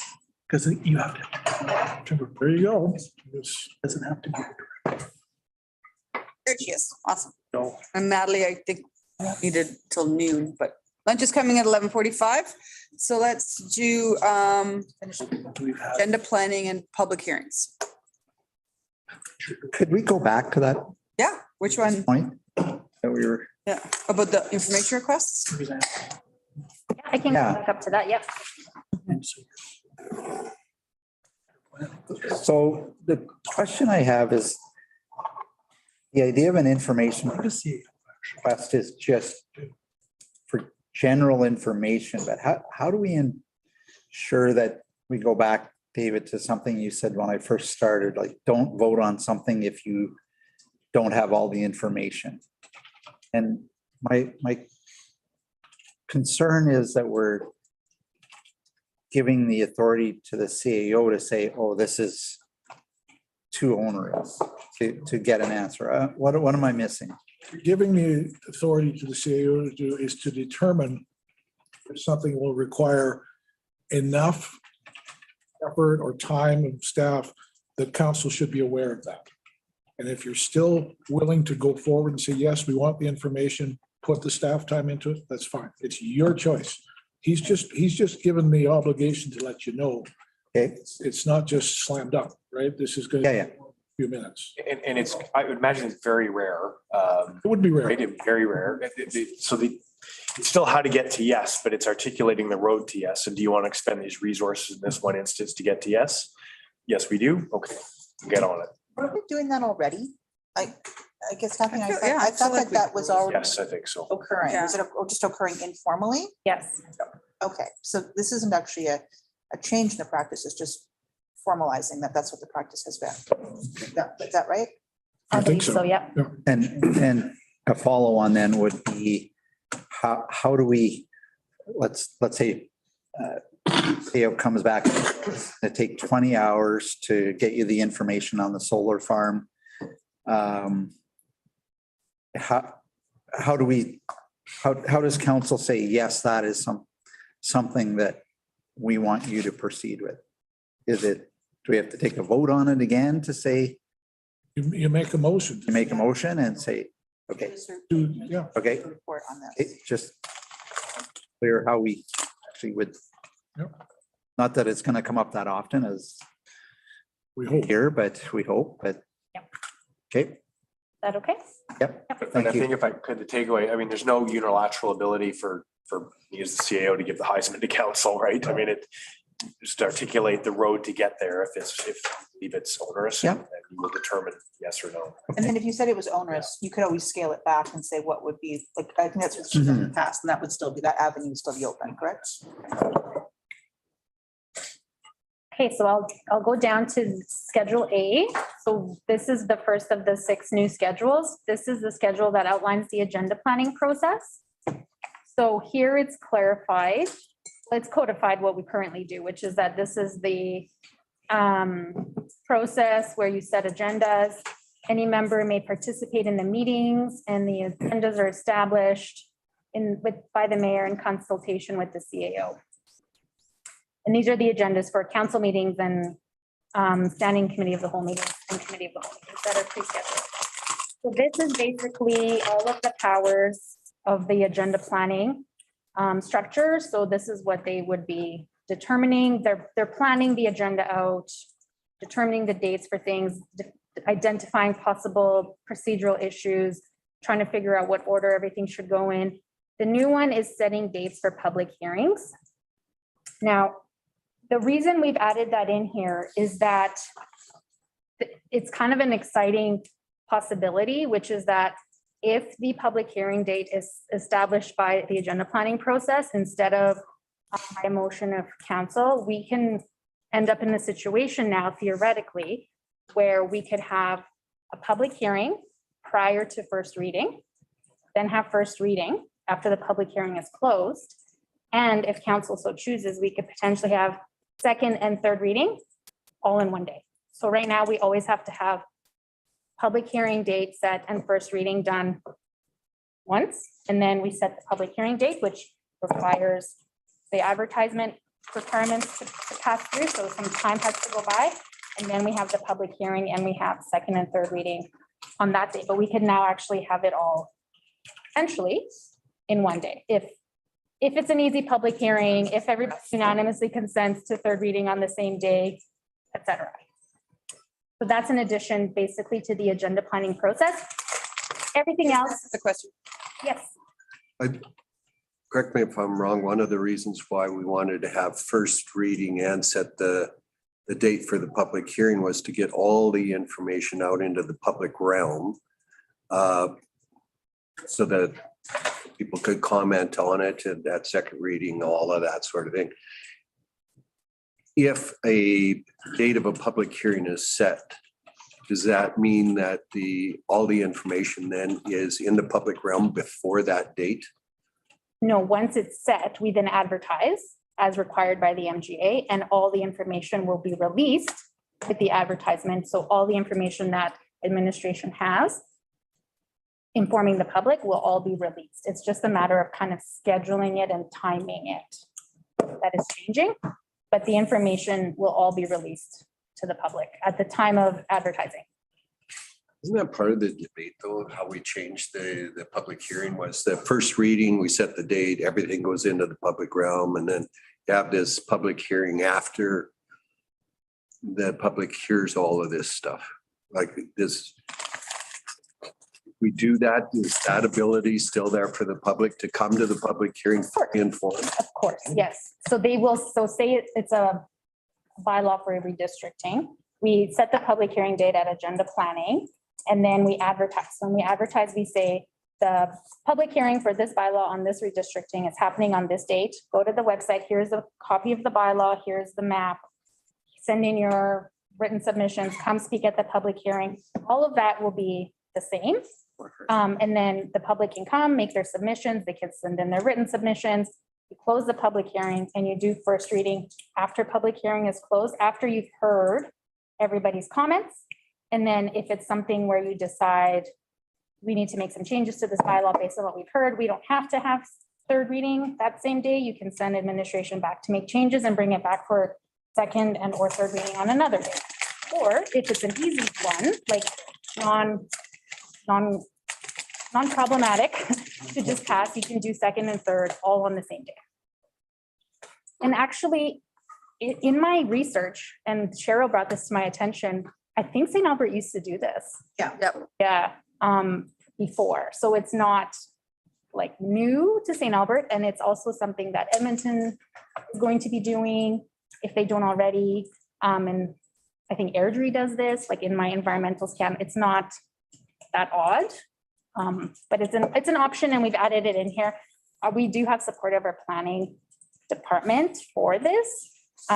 They liked it. They would just have to adjust some of their timelines internally about how they do things, but they like the idea of the possibility of things happening all public hearing, first, second, and third reading all in one day. The public hearing be on a date prior to first, second, and third, because I kind of got that. That's what impression she's from saying, you. yeah. So you could actually do it like the 7th is the public hearing, and then you make your decisions after that, like the week after or 2 weeks after. Is that, or is it all one day is your intention? Would do at least first reading on that day. Yeah, and you have the ability to do all readings in accordance with the requirements of the MGA. So you have to have the unanimous consent. Yeah. Then to do third on the same day. Or you have the ability, you've heard a lot of information, you want administration to go back and change this and this and this, and then bring it back for third reading on the next council meeting. So we're basically going back to what we did about 6 years ago, is what I'm hearing, I don't know exactly how long ago it was, but around. but yes. So we don't have the institutional memory to realize, why did we switch it then? It was to allow the public to have, initially, it was that we did the public hearing, we left it open, and then it changed to doing all of the public hearings right before second reading. But it was to let the public to actually have a say easier and have the information presented to them earlier. So that way, they weren't just scrambling a couple days before the meeting to, if they Yeah. did have an issue. And also initially it was if something will come up in the public hearing, if it was open, then people could still come back and discuss it because they aren't often aware of it because Gazette reports on it. Right, and the Gazette doesn't have that information. And so initially we could ask questions and stuff, but then it changed to everything went on the second reading. And that happened as soon as you got elected. That was changed back. So it was my fault. No, No, right, it was changed over to it right after. sometime in your first term, it changed. It changed over to having the public hearing open for a week to the public hearings happening for second reading only.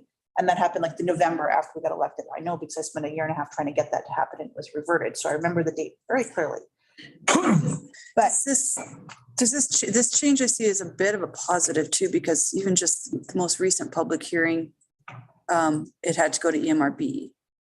And so if we do the public hearing first, then we can make amendments before we send it to E EMRB. Yes, and then it goes as amended to EMRB, and then it doesn't have to go back. Right. Although I don't think we've sent it back, but I There, think we hesitate to make changes because it's already gone through the EMRB process and we don't want to hold it up, right? Yeah. I think it might be helpful is when this comes, just to have a flow chart included. Just so, That's or what I a calendar or something that shows an example of like, this is when it would be released to the public, this is when the readings would happen, and what would happen in the event of an EMRB situation as well. You mean like that right in the bylaw as an additional? No, Give it to just us in as the an information item. Yeah. So right now, council sets the date of a public hearing. You're saying agenda planning will set the date of. correct. And the advantage of council doing it is it's public in chambers and we set the date and it's in the agenda. So we're just gonna rely on the Gazette and our website. Yeah, the website. We'll pay attention to those. but- I'm wondering if it could be that when the information is being released, it is added as an agenda item under information items, say the release of the information of the public hearing coming up. And that way it's actually put into the public realm that it's coming up. Do you know what I'm saying? Like, if we're going to be putting it out, let's say, whatever, December 1st, we meet. And we know that the information is coming out that week for the public hearing in 3 weeks' time. Then you would just have as an information item saying release of public hearing information is occurring and not for approval, but just for information. That way we're just relying on those two sources to put it out there. And then also then the Gazette has a heads up it's coming. So in the event they want to report on it, they do have some documentation. I don't know. I'm just suggesting that might be a way to. I don't know if anybody actually watches our council meetings and I do read the date of the public hearing when I get to that consent item, but I don't know if people really pay attention. So for the next council meeting, December 6th, when this comes for your approval, we will include some sort of a flow chart or some sort of like information as a separate attachment to show you how the public hearing information flows, basically, how the date is set. So if it's first, second, and third, and public hearing all in one day, how it would look, basically the flow of information. Is that just the ask? Is that correct? I think, Marta, it'd be useful to go from sort of agenda planning through to finish, right? And I think it include To include the advertisements and the mechanisms. include all processes we're going to use to get that information. Good idea. Sure. So the last thing I wanted to just touch on is Schedule E, which is, there is actually not really a change here, but it is the schedule that has all the information about public hearings. So it's just kind of easy to access. We've added in some clarification about like closing and adjournments and how you sign up for written submissions. And then at the very end, there is I guess we can call it the cheat sheet for the chair. So it's all included here for everybody's information. There's that. But I don't think there's anything really changing in the public hearing process. It's all just laid out, and we took it out of the main body of the bylaw and put it in a separate schedule. And the cheat sheet, the guide, we just added that for clarity for everybody. So before you had to register like the Wednesday before or something, or is it the day before at 11? Is that what's still? Now it's the day of. Day of at 11. If it's on the agenda. For this, so for public hearings, yes. For public hearings. Yeah, so correct. For public hearings, you can register to speak up until 11 a.m. the day of, or you may just show up at any time during the public hearing and you can still speak. So we've expanded that a little bit. That's correct. I don't know if you need to have this in there, but in the event that we had the super long meeting starting at 9 a.m., if there needs to be something, some kind of provision. If the public hearing was scheduled for before. Like, because right now we have it typically scheduled for the 3 o'clock, but what if we did a 9 a.m. special council meeting? I don't know if that needs to be in there or not. I think that's a special circumstance, Yeah. David. So I think what would happen is in the actual advertisement that went out about the public hearing and about how to register to speak at that one, we would make very clear, this is a new date, special time, special place, pointed out in that part of the process. I don't know if you wanted to say like unless otherwise advertised or something like that. That's all. Yeah, we can do that. It's good. It's a good change. And so time limits for public speaking at the microphone. If it's a regular council meeting, it's 5 minutes. Yeah. If it's a public hearing, it's 5 minutes. If they represent an associate or a group, public hearing, they get 10. Council meeting, they still just get 5. We get 10, I think. Oh, let me go check. Since my schedule. Hang on, it's in here. What schedule would that be in? F. They get 10 minutes. So So it's the same rules for public hearing as is for council. Yeah. Okay. And they have to register as a group or like somehow, yeah, so we know that they're representing a group. is that what an agent is? They raise, yeah, they have to submit an agent. No, so agent is a little bit different. Agent is Oh, if that's you're right. representing somebody. And so if you're representing more than 5 or more people, then you get more time. You get 10 minutes. Okay. If you're representing 4 or less, then you get 5 minutes. Yeah, that's just straight from the current bylaw that we have. And section 78, conduct of the public. Love it. I don't know if that was there before. Sorry. Conduct of the public, no applause, Oh, yeah. cannot speak unless invited by the chair. Yeah, that's largely. from- Yeah, it's been there. I would love to see that on a sign as you walk into council chambers. I don't remind everybody every time. Maybe they should be reminded.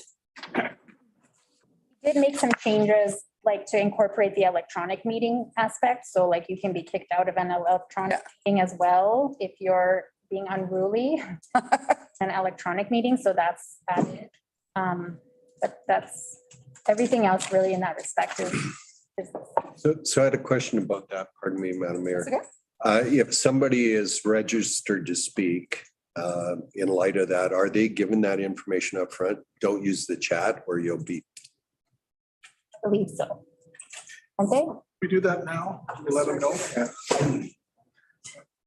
Can they're, we tell people not to use the chat if they're going to participate electronically? We specifically tell them, do not use the chat feature. We should. I think Cheryl does talk. Yeah, Sometimes if they are chatting. If they are, Yeah, yes. we'll say something. But Yes. do we want to preemptive? Can we shut that feature off?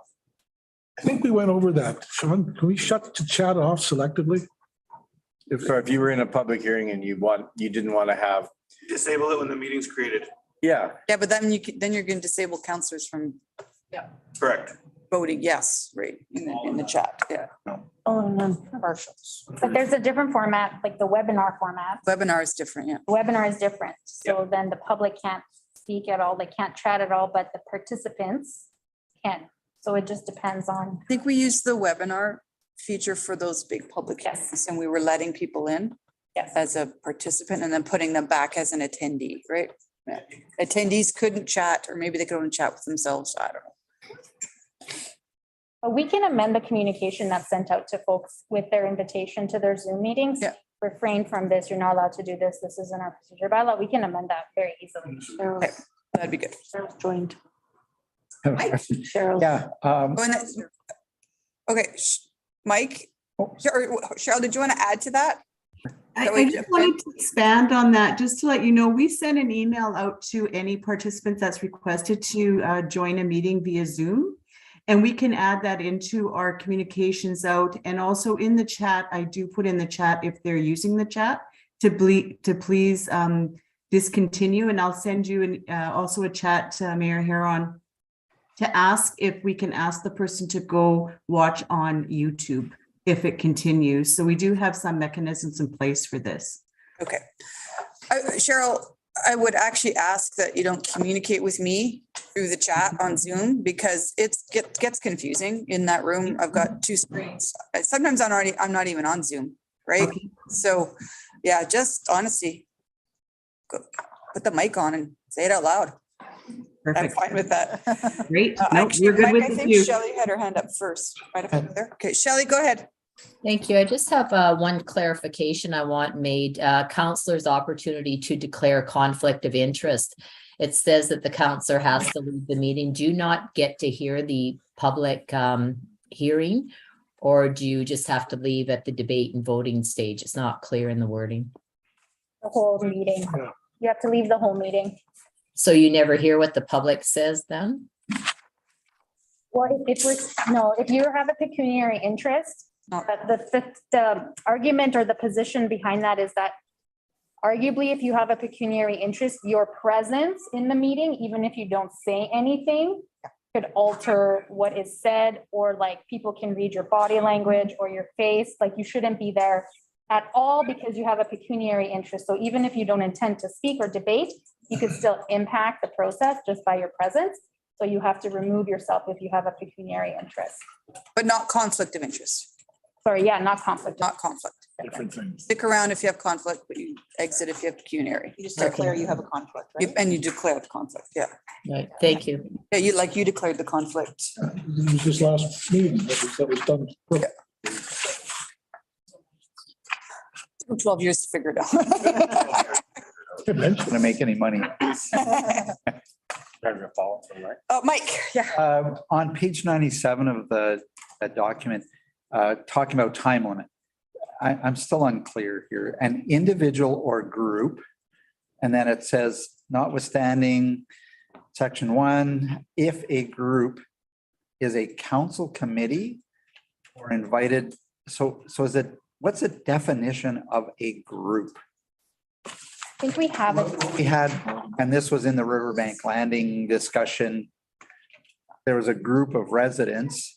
They weren't officially recognized under any committee. They weren't officially recognized as, they weren't even like a hockey association group.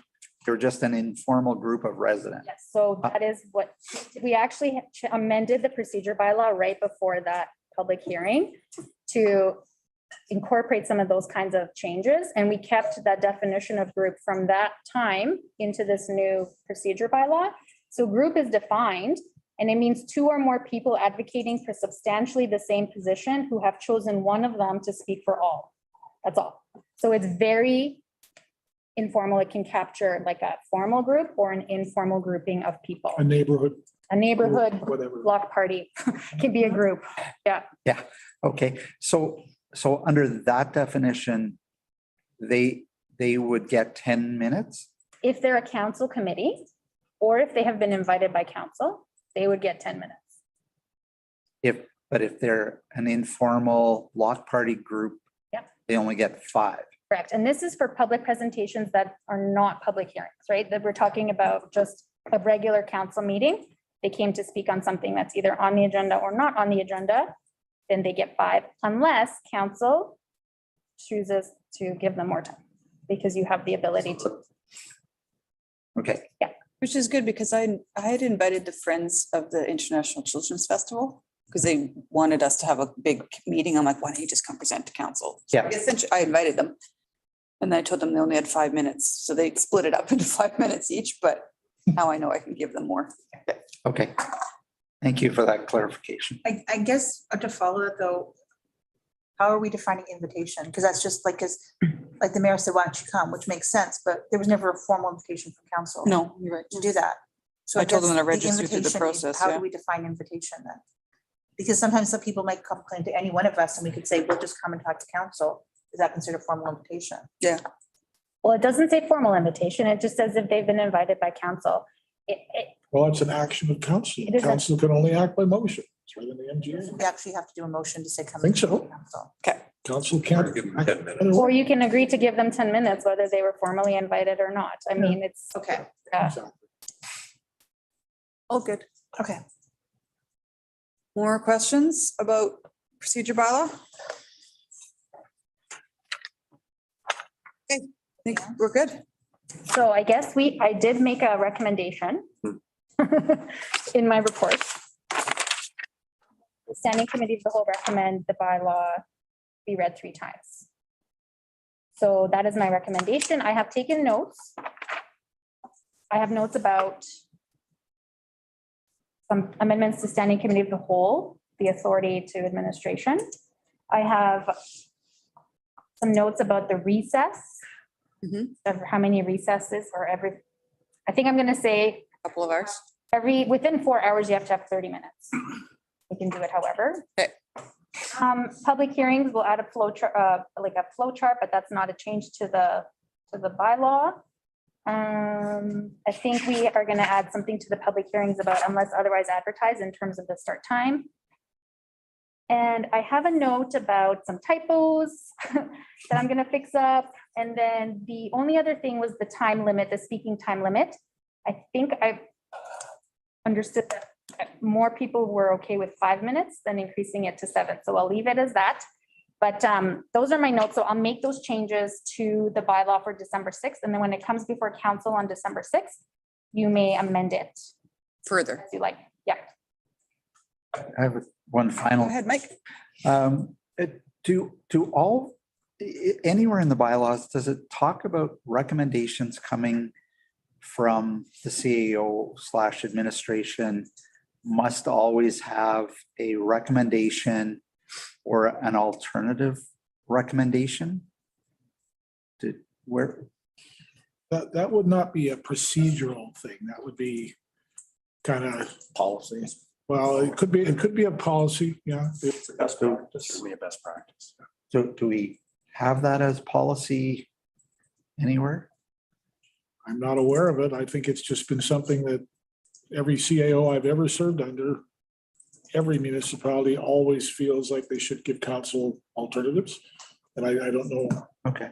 our current CAO feels that way. I do. So Do a handstand. Yeah, I Just just, pretty much everything we have that usually comes with an alternative motion. Yeah. okay. Pretty much. Sometimes you could do this, but It is in our template, like for all of our agenda reports. Yeah. absolutely. Yeah. Oh, okay. Yeah, yeah, it is in that template. Okay, Sure. good. all right, can someone make the motion? I can make it. Go Sure. ahead, Ken. That Standing Committee of the Whole recommend to council that bylaw 24/2022, the procedure bylaw be read 3 times. You want to have is there a date that we have to have that by, or is it just automatically go to the next council meeting? It's agenda plan. Go to agenda planning and then it's, okay. Yeah. I just was thinking the timeline frame.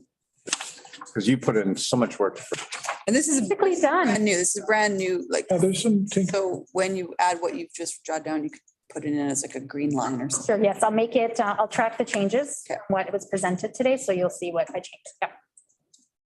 I don't have, Anyone else call for the vote?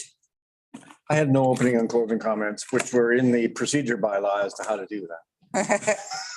Okay, service place financial report. Was that like, you're supposed to like declare whether it's in the procedure bylaw if you're supposed to declare. Said it passed. I don't know if it was unanimous because I didn't see It it. at least. break. Doing fire, or no, service place, that's you. Stan is going to do. That's good. Hi, Stan. Hi, everyone. Can you hear me? Danielle, we missed you at Great Nuns White Spruce Forest yesterday. Still looks a little ill. Yeah, we get it. Holy mackerel. Okay, go ahead, Stanley. Okay, so I'm here to present the year-to-date financials as of September 30th, 2022. So as of September 30th, Service Place has generated 4.3 million in revenue on an annual budget of 6.7 million. Service Place is forecasting 6.1 million in revenue at the end of 2022. For expenses, Service Place has incurred 5.8 million in expenses on a budget of 9.3 million. Service Place is forecasting 8.2 million in expenses at the end of 2022. The result is a forecasted net expense of 2.1 million against a net budget of 2.6, resulting in a 500,000 positive variance to the budget. So that's all I have. And we have members of Finance and Recreation and Parks to answer any questions. Questions? Okay, Sheena. Yeah, so what, I realized when this came forward that we actually haven't discussed this at all on the budget for 2023. So what is the expected deficit coming forward in our budget for 2023? Through the chair to Councillor Hughes, our proposed budget is a net deficit of $2.4 million on 2023 budget right now for Service Place exclusively. So did you modify it based on what your forecast in 2022 to be now, or are we still, like, when was the last time, I guess, you made that recommendation? Through the chair to Councillor Hughes. So our budget, we start our budgeting exercises in January and February of every year. So that's kind of the starting point of our budgeting exercises. And I'm sure Ms. Victor and Mr. Chan can give you more details on the corporate position, but we submit our budget by about April and May. So really, we haven't even had a full year of operation post-COVID. So we were being really realistic with our budgeting. We know that we're going to probably see some forecast changes through 23, but we did submit our budget prior to summer of this year through the financial process. Okay, so what I'm looking at is whether or not I want to put forward a motion to modify it to be at least the same as the forecast for 2022. So I guess, like, I realized the last time you did it was May. Is there an opportunity to review this prior to? I guess if I put forward a motion, you'll have an opportunity to review it. Ms. Victor, do you want to comment on the process? Through the chair to Councillor Hughes, we did monitor and worked with REC till in the summer, so we will, but there's always an option through the budget adjustment right before the mill rate. So if these post-pandemic trends keep occurring and we're seeing that trend continuing, we'll make an amendment through that process. That's always an option too. All right, I might beat you to the punch. The other thing that I would love to see is, this is a very high level snapshot. I would love to see at some point is like a breakdown by, like, this is what the fitness facility is making, this is what the revenue for the Landrex is, and then whatever, or the ice rinks and that, to see a breakdown of what's actually doing a positive and negative net. And then this is our cost for administration of the higher level administration. Just something that gives us a bit more of a breakdown, because Service Place is such a large entity. And what I don't know is what's making money and what's not making money, and where we're breaking even by a grouping. So just to give us more clarity, I guess. Is that even possible? Is it? You get a I day guess, pass, you or can- what can you do? Yeah. Through the chair to Councillor Hughes, what I can give you is overall anecdotally, what we're seeing is a really strong return in rentals. So our sports groups are returning really strong. Our rentals are very strong. Our day admissions to Service Place are very strong. So people dropping in. Our business and sponsorship, again, very strong. And our programs are very strong. So we're seeing that, swimming lessons and some of our day camps and specific programs are returning very strong post-COVID. The real area that we're seeing a slower return is within the memberships. So we're finding that with post-COVID, along with other things like inflationary pressures, people are maybe not choosing to purchase a membership. Instead, they're definitely going the route of day admissions. So that's where we're seeing a slower uptake, is in the membership side. And that is very consistent within the region. We're currently at 4,400 members on what was 6,000 pre-COVID. Which is very, very consistent with what we're seeing in the region. So through conversations with our municipal partners. So the extra 500,000 that was previously budgeted is because the rentals and the items you listed were just stronger than we anticipated. Is that basically how we're getting the extra 500 grand? Through the chair to Councillor Hughes, definitely there's some pieces of that have outperformed what our expectations were. There are also, we've been really strategic and very lean on our cost expenditures. So we've been really trying to staff down whenever we don't need to. We've got staff that are maybe deployed to do other tasks. We're being really frugal on that end of things. There are some hard costs that don't change as a result of the current operations excuse me, including things like custodial. We still have 1 million plus people that visit that facility. So those costs are still hard costs. We have, maintenance that we're still doing on the facility that doesn't change. But where we can, if the need isn't there, we're downsizing on our staffing as well. And we haven't been as quick to fill vacancies if we can hold for a little while, as we see all of our current services return to pre-pandemic levels. Would there be an opportunity in the future to do a larger breakdown? I'm looking at Diane right now just because you're in front of me, but you are too, Danielle, just so you're clear, I can see you too. But is there the opportunity to give us a bit more of a breakdown in the future about, do you sort it by department? Like, do you know how much Landrex is making or breaking or losing?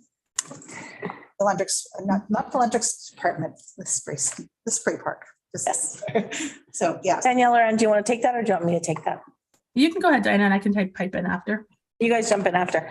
So we've shared the financials based on the accounting that we do for the corporation as a whole. So our Recreation and Parks do track business units within their unit. However, we report based on the corporate categories here. So what we're proposing to is that as we continue to provide service place in our annual reporting, we can provide some details around where we see the variances, where we see the strengths, where we see some of the revenues that are reporting, over. So we can give some context to these numbers when we do the reporting annually, if that would help in terms of that. I think the more context you can give me, the better. Yes. And through the chair to Councillor Hughes, we did try to provide some context through the report. It's fairly high level. Would more context like that be of assistance then through years? Yeah, you could not possibly give me too much context. Okay. Mike? Has the operating costs been adjusted to reflect the lower power prices because we're generating power from the solar panels, or does that go to the corporation as a whole, or are they attributed to service directly? Through the chair to Councillor Killick, I actually have Kelly McConnell on the line, and he was doing having some conversations with our infrastructure manager about the solar panel. So I'll ask him to give you an update. Yeah, good morning. Through the chair to Councillor Killick. What information I have from our infrastructure, obviously the solar panels, we've only had a short duration that they've been in place, but what we found so far is that we have about a 16% offset of total electrical consumption at Service Place. And that equates based on looking at our historic use and the solar generation, that's a saving about $100,000. The only thing is that, of course, our utility fees have increased somewhat. We do have some other energy saving types of initiatives that we put in, like we went to LED lighting. We have some variable frequency drive installations and a number of other things. The only challenge is their Service Place has one electric meter, so we can't break that down to a granular level. But we do anticipate some savings. Utilities is calculated through our finance department, so and of course they have to take in consideration a number of other factors to come up with that. But so far, what we're seeing is some savings in that area. Further to the operating costs, we, as Danielle has mentioned, that we do look at our operating costs, and we have pulled back, and that's not really just now. We've traditionally always did that. If we see fluctuations in our membership or just generally anytime we can see savings, we try to put that in place.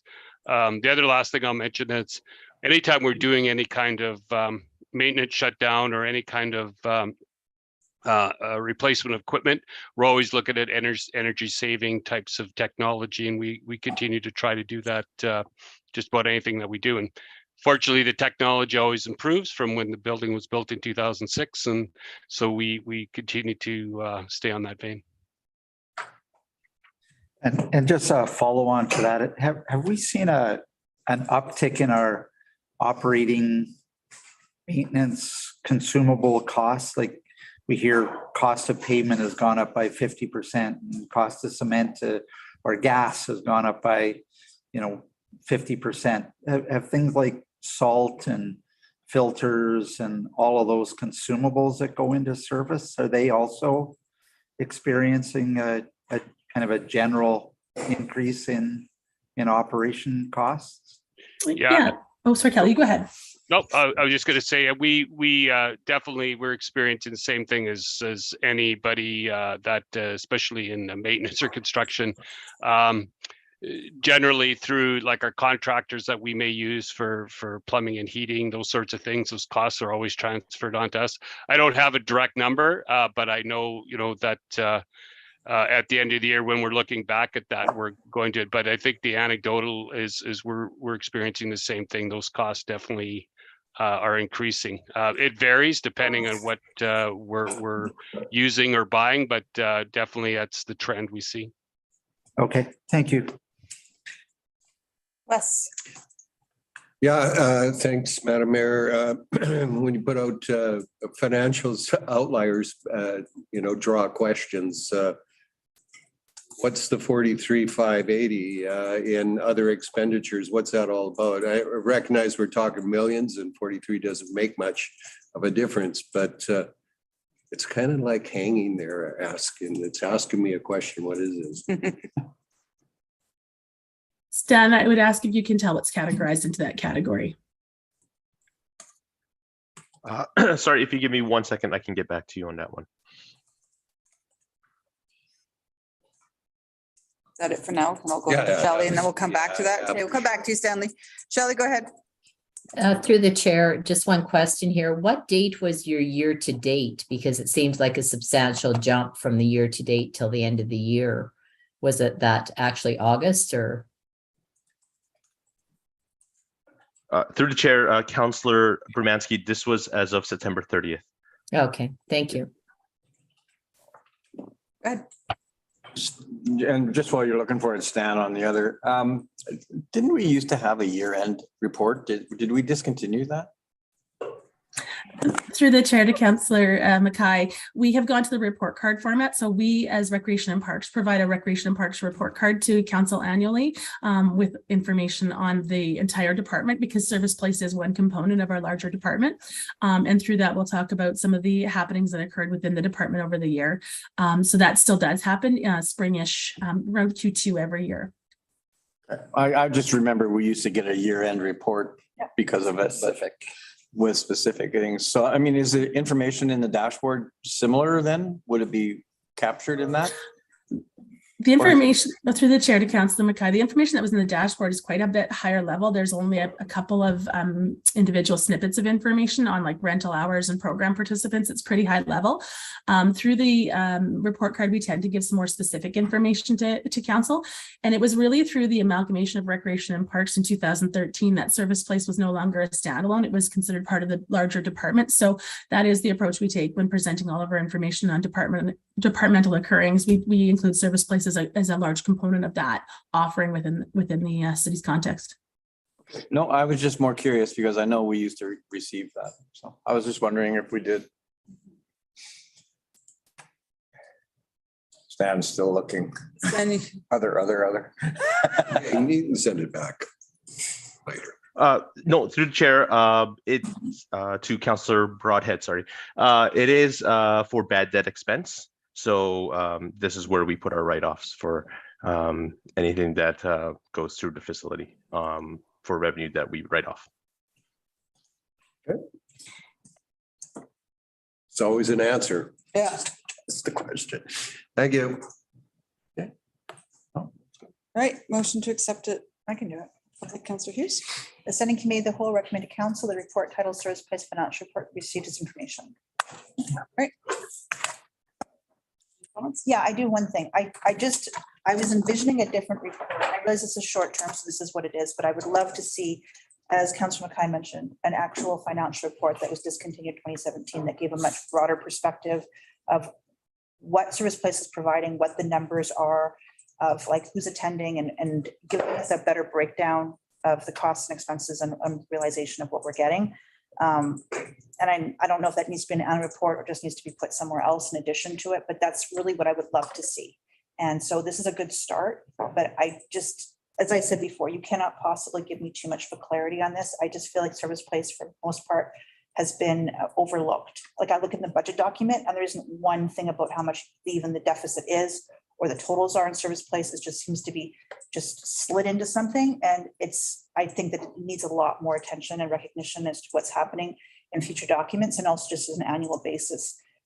Because this is a large item in both our agenda and also as a part of a city facility. And it's not just the same as any other city facility. So I just think that I would love to see the attention being brought forward to this. The vote. Yes. All right, that passes. And one last thing, or do you guys want lunch? Lunch. Okay, lunch, and then we'll come back to Fire Hall 4. So when do we recess?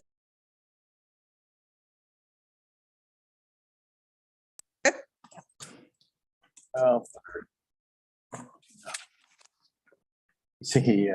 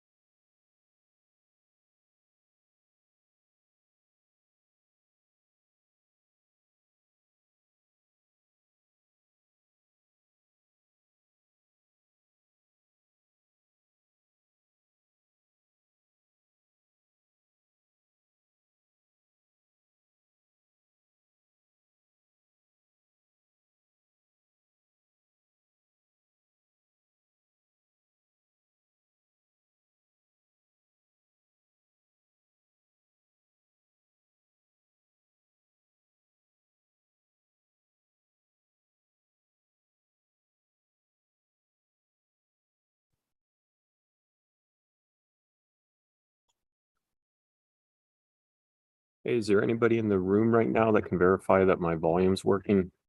And when I share my screen, that it will be shared? What I can do is I'll send you an email that just. We can hear you. If you want to add it to your phone, you I can. would be Everett, can you hear us? Yeah, this is just like so useful. No, we're muted. We're muted. We're not. Troubling or not. No, you're live. We're live. Yeah. Everett, we can hear you and Can see. you type in the chat that we can hear him, but he can't hear us?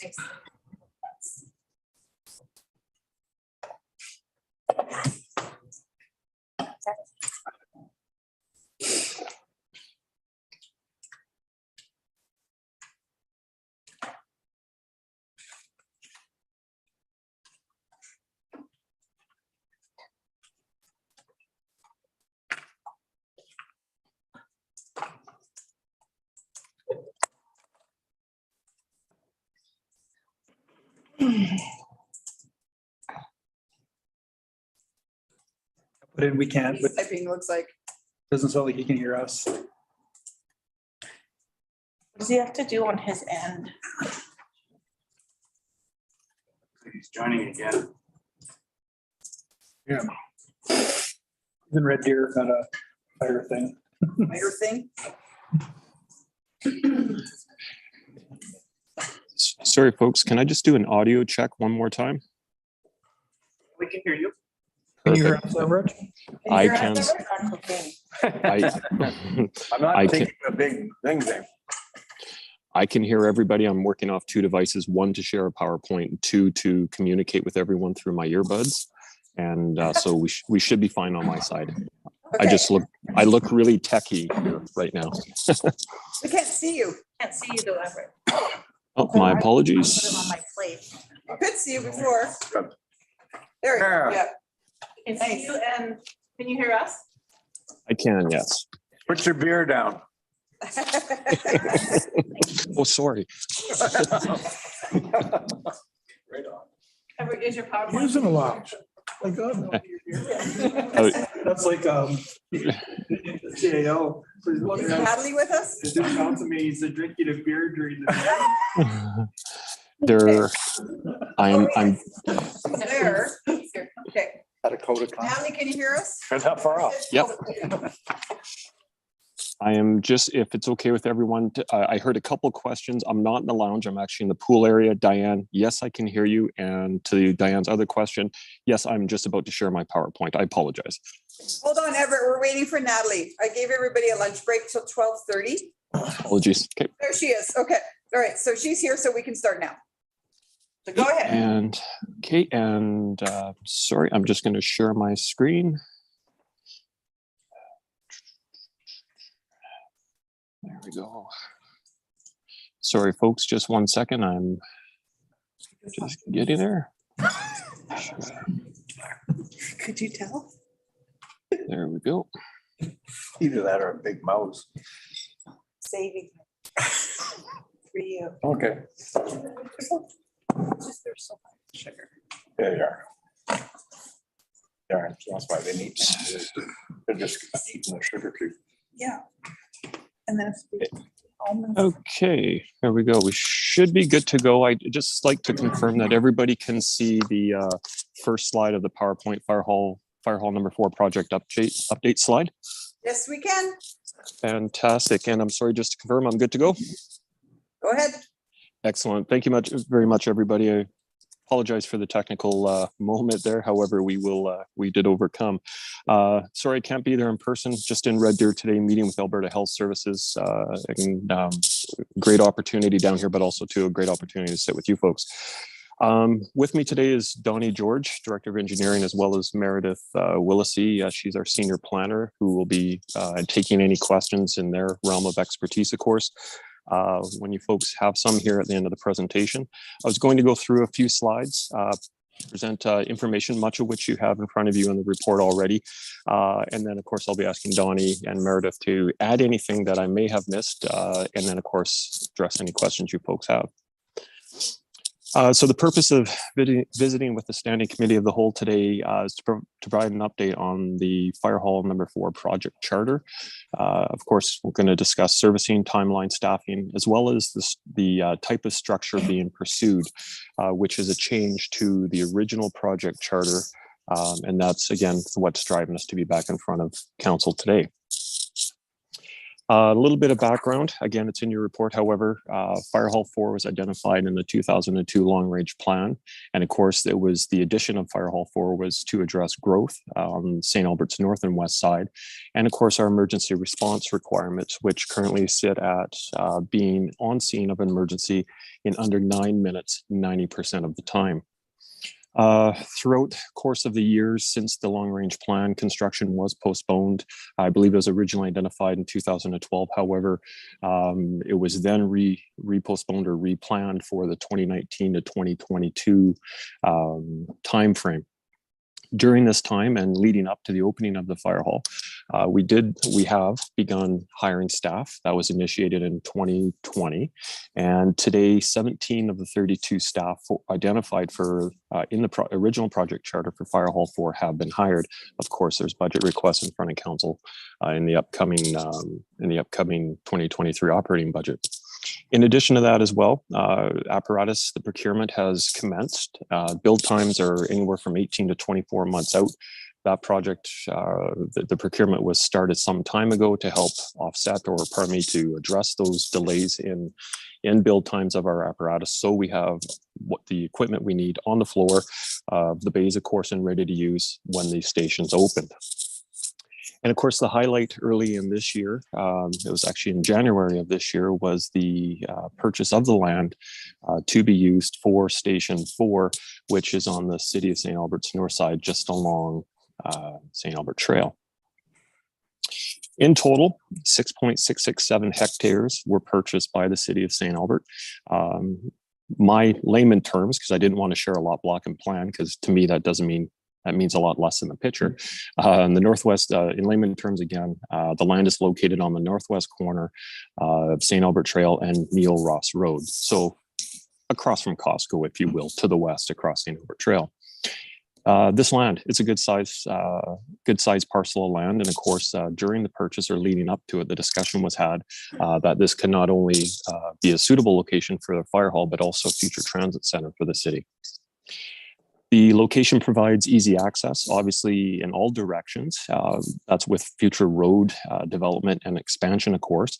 However, a right in and a right out onto St. Albert Trail, along with future Fowler Way, will provide the City of St. Albert Fire Service excellent access and a timely response. The one challenge that was presented with the purchase of this land is that it is unserviced. Originally identified in the first project charter, or the original project charter for Station 4, was $250,000 for servicing of the fire hall. The purpose of only identifying $250,000 is simply that any land that was believed to be procured would have already had services to its boundary, basically ready to tie into. That's not the case for this piece of land. Current estimates provided by our engineering department and our senior project manager for this project are estimated costs at $2.18 million to bring services across St. Albert Trail from the east to the west side, and then down, because they will come somewhat from the north. And then also to the City of St. Albert, considering this is bare land, will be responsible for offsite levies in the neighborhood of $2.5 million. These are new costs, again, not identified in the initial project charter. Some costs, of course, may be recovered via future development through other levies and such that are placed in future development and as the land grows and expands. And the extension of services to the land purchase for the fire hall and the future transit center is planned to begin with an RFP in 2023. Jumping over to the fire hall, as we talk about in the report in front of the committee, is we've had a look at the style of fire hall that we feel is required or needed for the City of St. Albert as a fourth fire hall. We have had a really good look at moving from a permanent stick-built on-site or tilt slab style construction building to a modular construction. The purpose of this is that it allows the City of St. Albert to expand or contract the station as needed. So in layman terms, again, we can start small and we can add as we grow or as our needs change in the future. It gives us that flexibility. As mentioned, it allows for future options. Those future options can be if the building's relocated or repurposed, of course, or as the city continues to grow and develop, if, and I'm not saying this is the case, but if a fifth fire hall is required, hey, you already have one that can be picked up and moved. It is a cost-effective approach. These buildings come with a significant savings, which I'll touch on in just a moment. And of course, this is one of the many reasons, along with the other points I've identified, that our friends at the Calgary Fire Department and Alberta Health Services have engaged and utilized this style of structure for some of their emergency services delivery facilities is due to those exact same reasons. The other option you have with modular construction is the unlimited design. We can build it and design it any way we need, in any fashion. We can go up, we can go out, whatever meets our needs. And as you see on the screen in front of you, that's an artist concept of a design that was presented to us when we were provided some costs for the style of structure. As mentioned, and I just wanted to demonstrate to the committee the type of floor plans that can be utilized or selected with this style of construction. Again, going up, going out, however we may wish. These facilities are purpose-built, and as we witnessed when we toured the facility in Calgary, they meet current building codes and fire requirements, of course, as well as they take care of everything from the aesthetic needs to the basic needs of having a crew rest area, workout areas, accommodations for sleeping, and of course, office areas as well. When we focus on the price of the modular construction, the original projected cost of a stick-built or site-built structure was $9.769 million for Station 4. That's a structure only, and of course, the original project charter was in excess of $16 million. The updated project cost structure only, however, it's built, transported, and landed and stood up for us, is looking at a price tag of $5.1 million. That does have a contingency fund of 20% built into the price. Again, that's design. This is design dependent. If we decide to go bigger, then obviously that would impact the cost. So in short, when we consider the additional costs that the unserviced land is going to be providing, or they'll see the city of St. Albert be facing, which is approximately $4.5 million. We find those savings by going with a modular fire hall versus a permanent fire hall or structure, if you will. So in theory, or as determined by the numbers and current cost estimates, those numbers are a wash. Looking at a timeline, and just as I'm wrapping up the presentation and about to ask Donnie or Meredith if they have anything they'd like to add, the current timeline in the project charter, the updated project charter for Station 4 that was attached to the report, shows that the RFP, which I believe is ready and sitting on Meredith's desk right now for land planning, is ready to be released based on council's direction. The RFP for design construction, as well as the RFP for constructing a modular fire hall, will be created and released in 2023, with construction of both happening in 24 and occupancy at some point, call it June 1st, if you will, in 2025. Donnie, Meredith, is there anything that you would like to add? Nothing further, Everett. Thank you, Donnie. I didn't do that good of a job, Donnie. Excellent. With that, folks, if there's any questions that you do have, I'd love to answer them. I'll kick it off, Everett. And Councillor Mackay and I were on the Mayor's Task Force to End Homelessness. It was brought up numerous times. I don't know if Laurie Scott's on the line, but about building social housing above a fire hall. Do you remember that, Ken? Yeah. Yeah. There's all sorts of models out there. Yeah, Calgary did it. Vancouver did it. Victoria did it. I'm just wondering with the timing of Fire Hall 4, the housing needs in St. Albert, Rapid Housing Fire wasn't, or Rapid Housing Fund was like intake number 2 or 3, whatever was just announced. Just if we go this route, are we just closing the door to all those options? That's an excellent question. Really, the design of there is no template or design that we've selected for a modular style fire hall. I'm sure engaging with the designer and the contractor who builds these facilities, if you wanted to add them on to this type of structure, sure, I'm sure they'd be happy to explore it. And there may be options already that they've done. I truly don't know. Would we be closing the door, though, on a permanent facility with this type of structure? This type of structure is, for lack of better terms, portable if it was to be repurposed or added onto.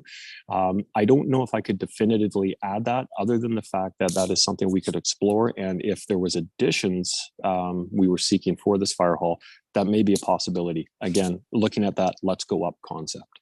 Yeah, I'll see if I can find some of the examples, but there's lots of them.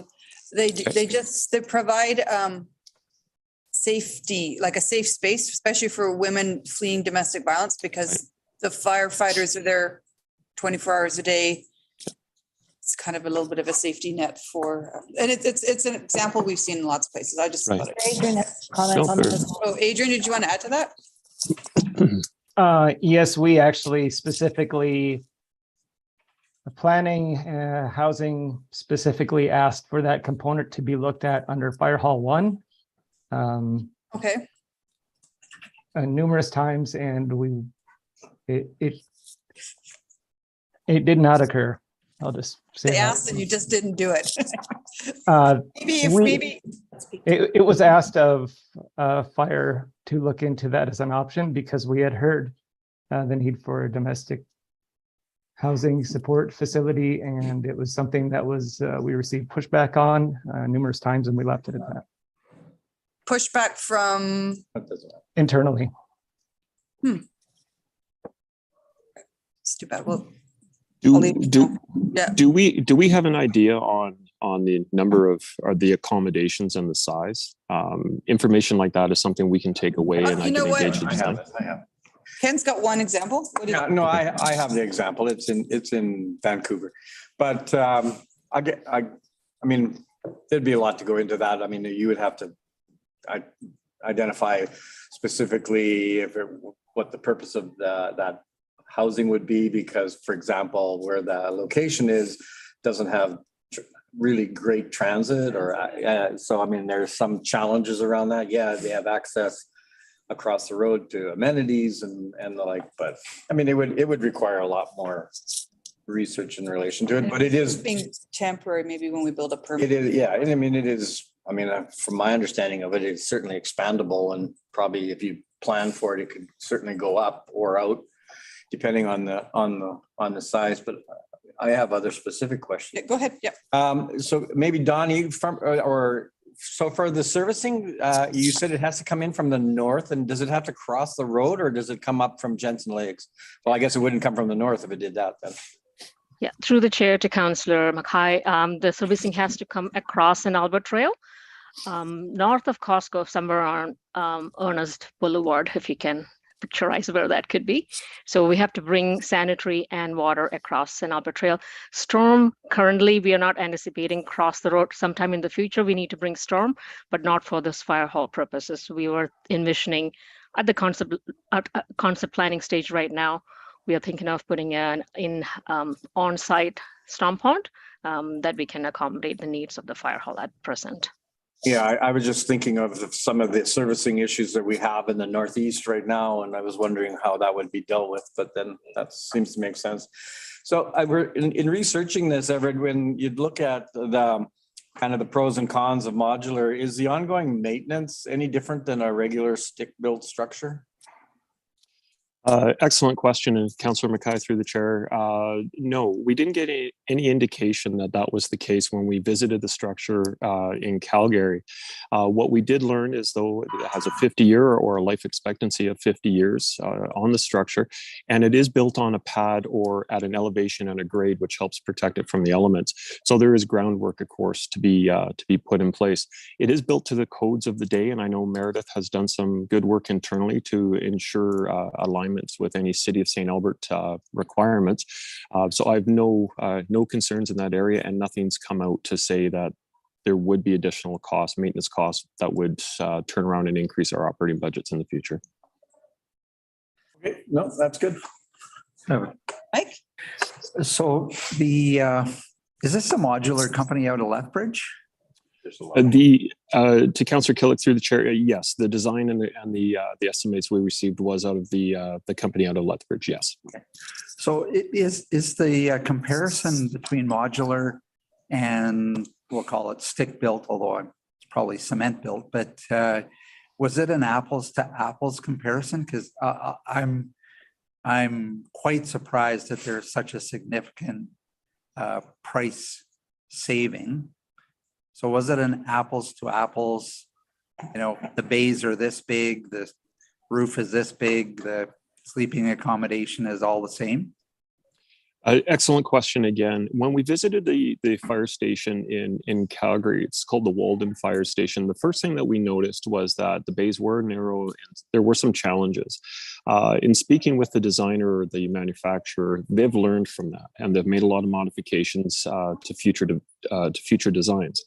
We also spoke with the crews, and purposely we took a member of our executive, our union executive, with us to speak with the crews to get a firsthand engagement. It's one thing to speak to a fire chief to a firefighter, it's another thing firefighter to firefighter. And overall, they were quite happy with the accommodations. They really didn't, nothing stood out or screamed out as to say, don't do this because of. We didn't get that impression at all. What we did get is the ability to learn from Calgary's first station in our design. Again, with this type of construction, the sky's really the limit. Obviously, it drives up costs, but we can make any modifications or adjustments and add or delete anything that we choose. So to your question, is this an apples to apples comparison? When we consider building codes and fire codes and living requirements and such, I would say that it's very, very close. So those are the facilities part, but maybe fine tune it. Like, is it a 20,000 square foot building compared to a 20,000 square foot modular building? Because I mean, there are significant cost savings in this modular design. I'm just trying to figure out where are they saving that kind of money on. I want to make sure that we're not seeing this big saving because we've actually, the modular design is only 75% of the stick built option. No, excellent question. Again, with respect to the design, this structure that we've presented the numbers on this afternoon is a 2-bay structure, where I believe in the original project charter it was a 4-bay construction stick built permanent structure. So there is some savings there. However, we can add to the modular design in the future if we indeed need those additional bays. As I provided in the report, in the committee report, we have lots of capability in our other stations right now, in both station 1 and 3. We have some bay space there for growth still. So to address the questions of growth, do we need an additional 4 bays? That leaves a lot of bays sitting empty with respect to the amount of apparatus that we currently have. Trying to juggle balance needs with costs and such, considering the economic times we're in. We can requote this out and add an additional 2 bays to get us closer to the floor space, of course, if desired. I would still suggest, though, there would be a significant savings. The fact that we're not meeting our time commitments to get on site, Everett, is that specifically kind of in the north part of town? I saw the numbers in the report, but trying to understand, I mean, there's been a lot of challenges with traffic and St. Albert Trail North construction. And has that been impeding our time on site numbers? And once St. Albert Trail is done, will we be back to a more normalized meeting of our on-site commitment times? Through the chair to Councillor Killick, again, excellent question, sir. Thank you for that. Unfortunately, when we consider our response times, we don't take into factors if our crews have traveled through areas that are under construction or have encountered heavy traffic. Those would be one-offs. With the statistics, the updated statistics provided in the report, that is not included. So I would suggest that the response statistics provided in the report are, call it optimal driving times, if you will. So call it regular traffic. We're just challenged simply by distance is one of the biggest contributors. And then also to access and road access. Now we've done a lot of work, engineering has done a lot of work around the Johnson's Lakes area, which we know will bring improvements to those response times. However, as we've annexed to the north and again to the west, we've increased those response times as well. As shown in the report, Erin Ridge and Erin Ridge North and Jensen Lakes, of course, are still experiencing areas of, call it deficiency with respect to meeting the 9-minute mark. I hope I've answered your question. Unfortunately, I don't have any data that I can provide you today with regards to any hindrance to our response with respect to construction. Okay, I was just trying to sense that, is the immediate, building the station obviously will give us faster response, but once construction is done, will that allow us to also meet our response times? Because I'm sure trucks are getting tied up just like everybody else is on St. Albert Trail North. They have these fancy things called sirens and lights that they don't work. get through. They work fine, believe me, they work. From somebody who drove one, they work really well. Is that all you got, Mike? Yeah, I'll come back to. You got some? Yeah. Go. Okay, thank you. So I'm kind of looking at Donnie right now. Phase 3 of St. Albert Trail is part of phase 3's intention is to accommodate the ability for the fire hall to be built and not have additional traffic disruptions. So that component of the phase 3, are we expecting, how long are we looking at having traffic disrupted when we do phase 3 so that we can do this? And then also, how long will it be before we're all finished up to that point? Like we no longer have traffic tie-ups. When is this going to end? Well, through the chair to Councillor Hughes, you're right. There is also a BIR as part of the budget process that you've created to answer this particular question.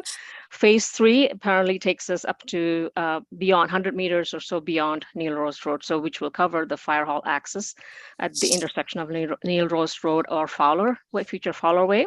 So the request, as part of the budget process, the request in front of council is to fund the phase 3 about 24 or so million.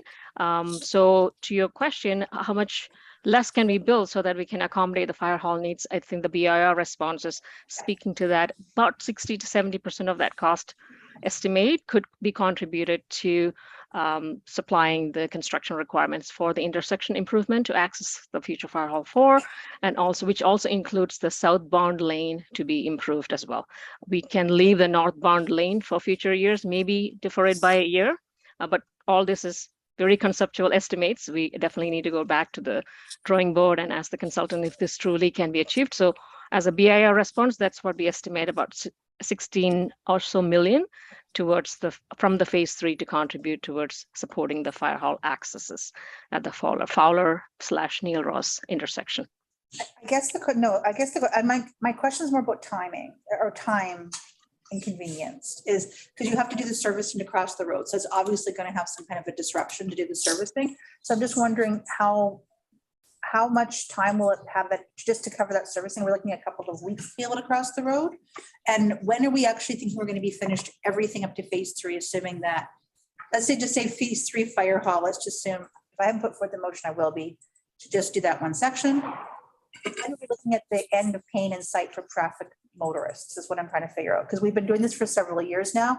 And I think that people are getting weary of the disruption. So when is the end in sight as far as timing, if we can make the world turn the way we want it to? Through the chair to Councillor Hughes, phase 3, which includes the fire hall intersection and beyond by about 100 meters. If all of funding is approved, then we can target construction completion by 2024. 23, 24, it's ready. The detailed design is at 90% right now. So we have the confidence level of the accuracy on the budget for the phase 3. So if we were to fund it today, 23, 24, that's how far it takes to finish phase 3. Phase 4, we are contemplating to defer it to 2030 construction. Phase 4 is taking it beyond the Neil Ross Road all the way to, can't remember the end of it, but the servicing that we just talked about to service the fire hall is part of phase 4.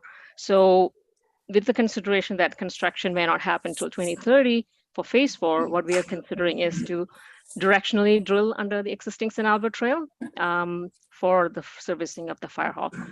So the details of that, maybe Meredith can provide it, but that's what is envisioned. So there won't be any disruption to St. Albert Trail per se in terms of traffic when we bring in the services across St. Albert Trail, unless we are ready to fund phase 4, which is too far out for now, and we don't want to put in all the funding forward. So 2 more construction seasons that we're looking at. For the phase 3 to be completed, yes. And phase 4 sometime in 2030, and phase 5, there's also a phase 5 to St. Albert Trail, which is a future, it's not even in the 10-year capital plan. It's the last 1 kilometer stretch up to the new annexed boundary of the city. I'm really hoping it's someone else's problem than mine. Yeah. All right, more questions? This is just an update, right? It's no motion. I think there's always a motion. They're just a recommendation. I can do it. But just We're done. Go ahead, Mike. in talking to the builder, have they done weather kind of wear and tear studies that would say, yes, this building can actually last in our climate?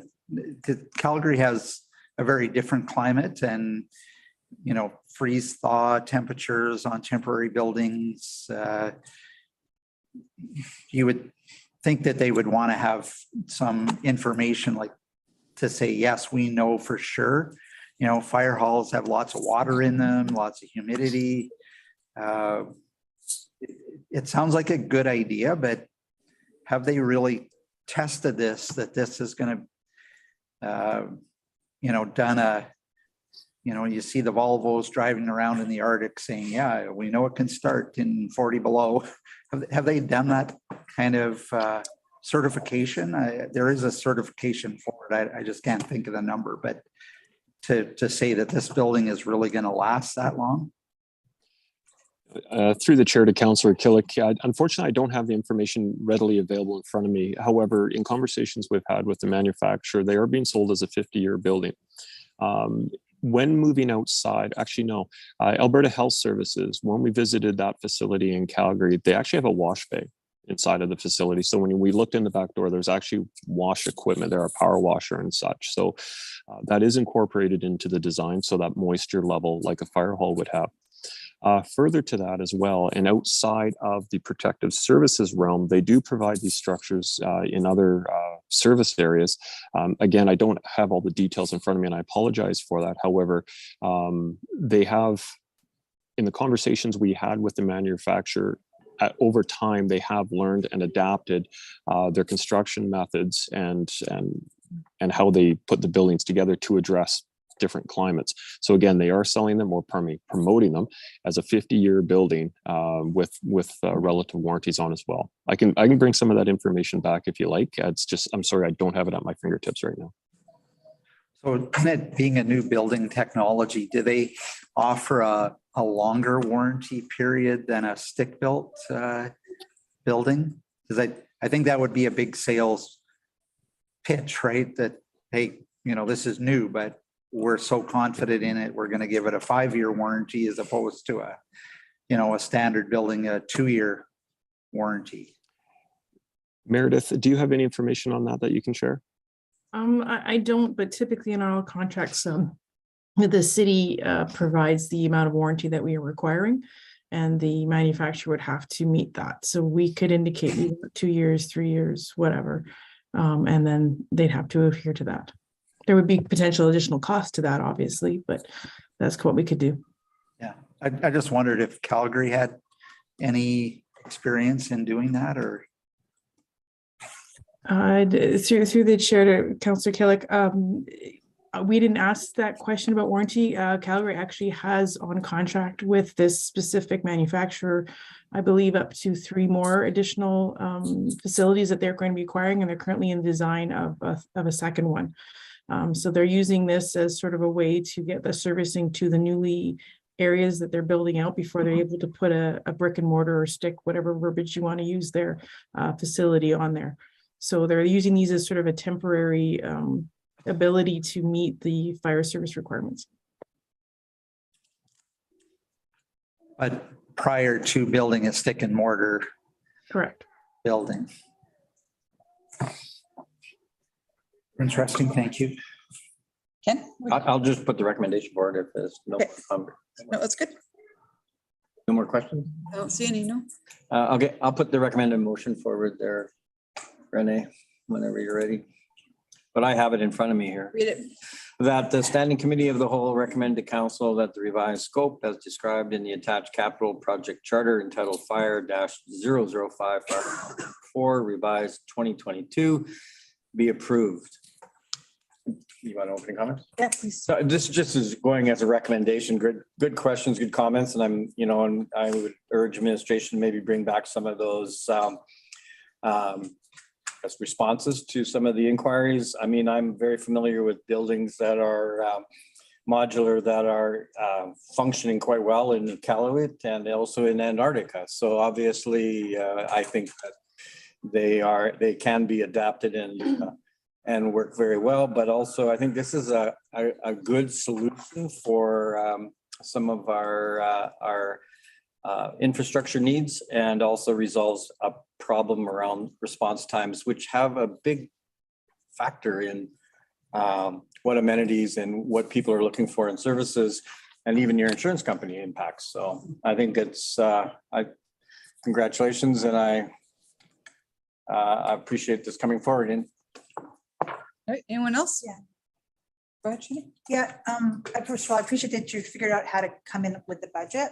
I also think that when we look at future builds, not just for this, for other things, we need to be considering like the full servicing costs and also the offsite levies as a learning lesson. For example, we have the rec facility we're discussing that needs to come into play and have a full budget so that we don't have to have surprises later on. So I'm hoping that this is something we can use going forward so that we don't have to make the same adjustments, but I do appreciate the fact that we are still coming in at the same budget levels. Thank you for all that research.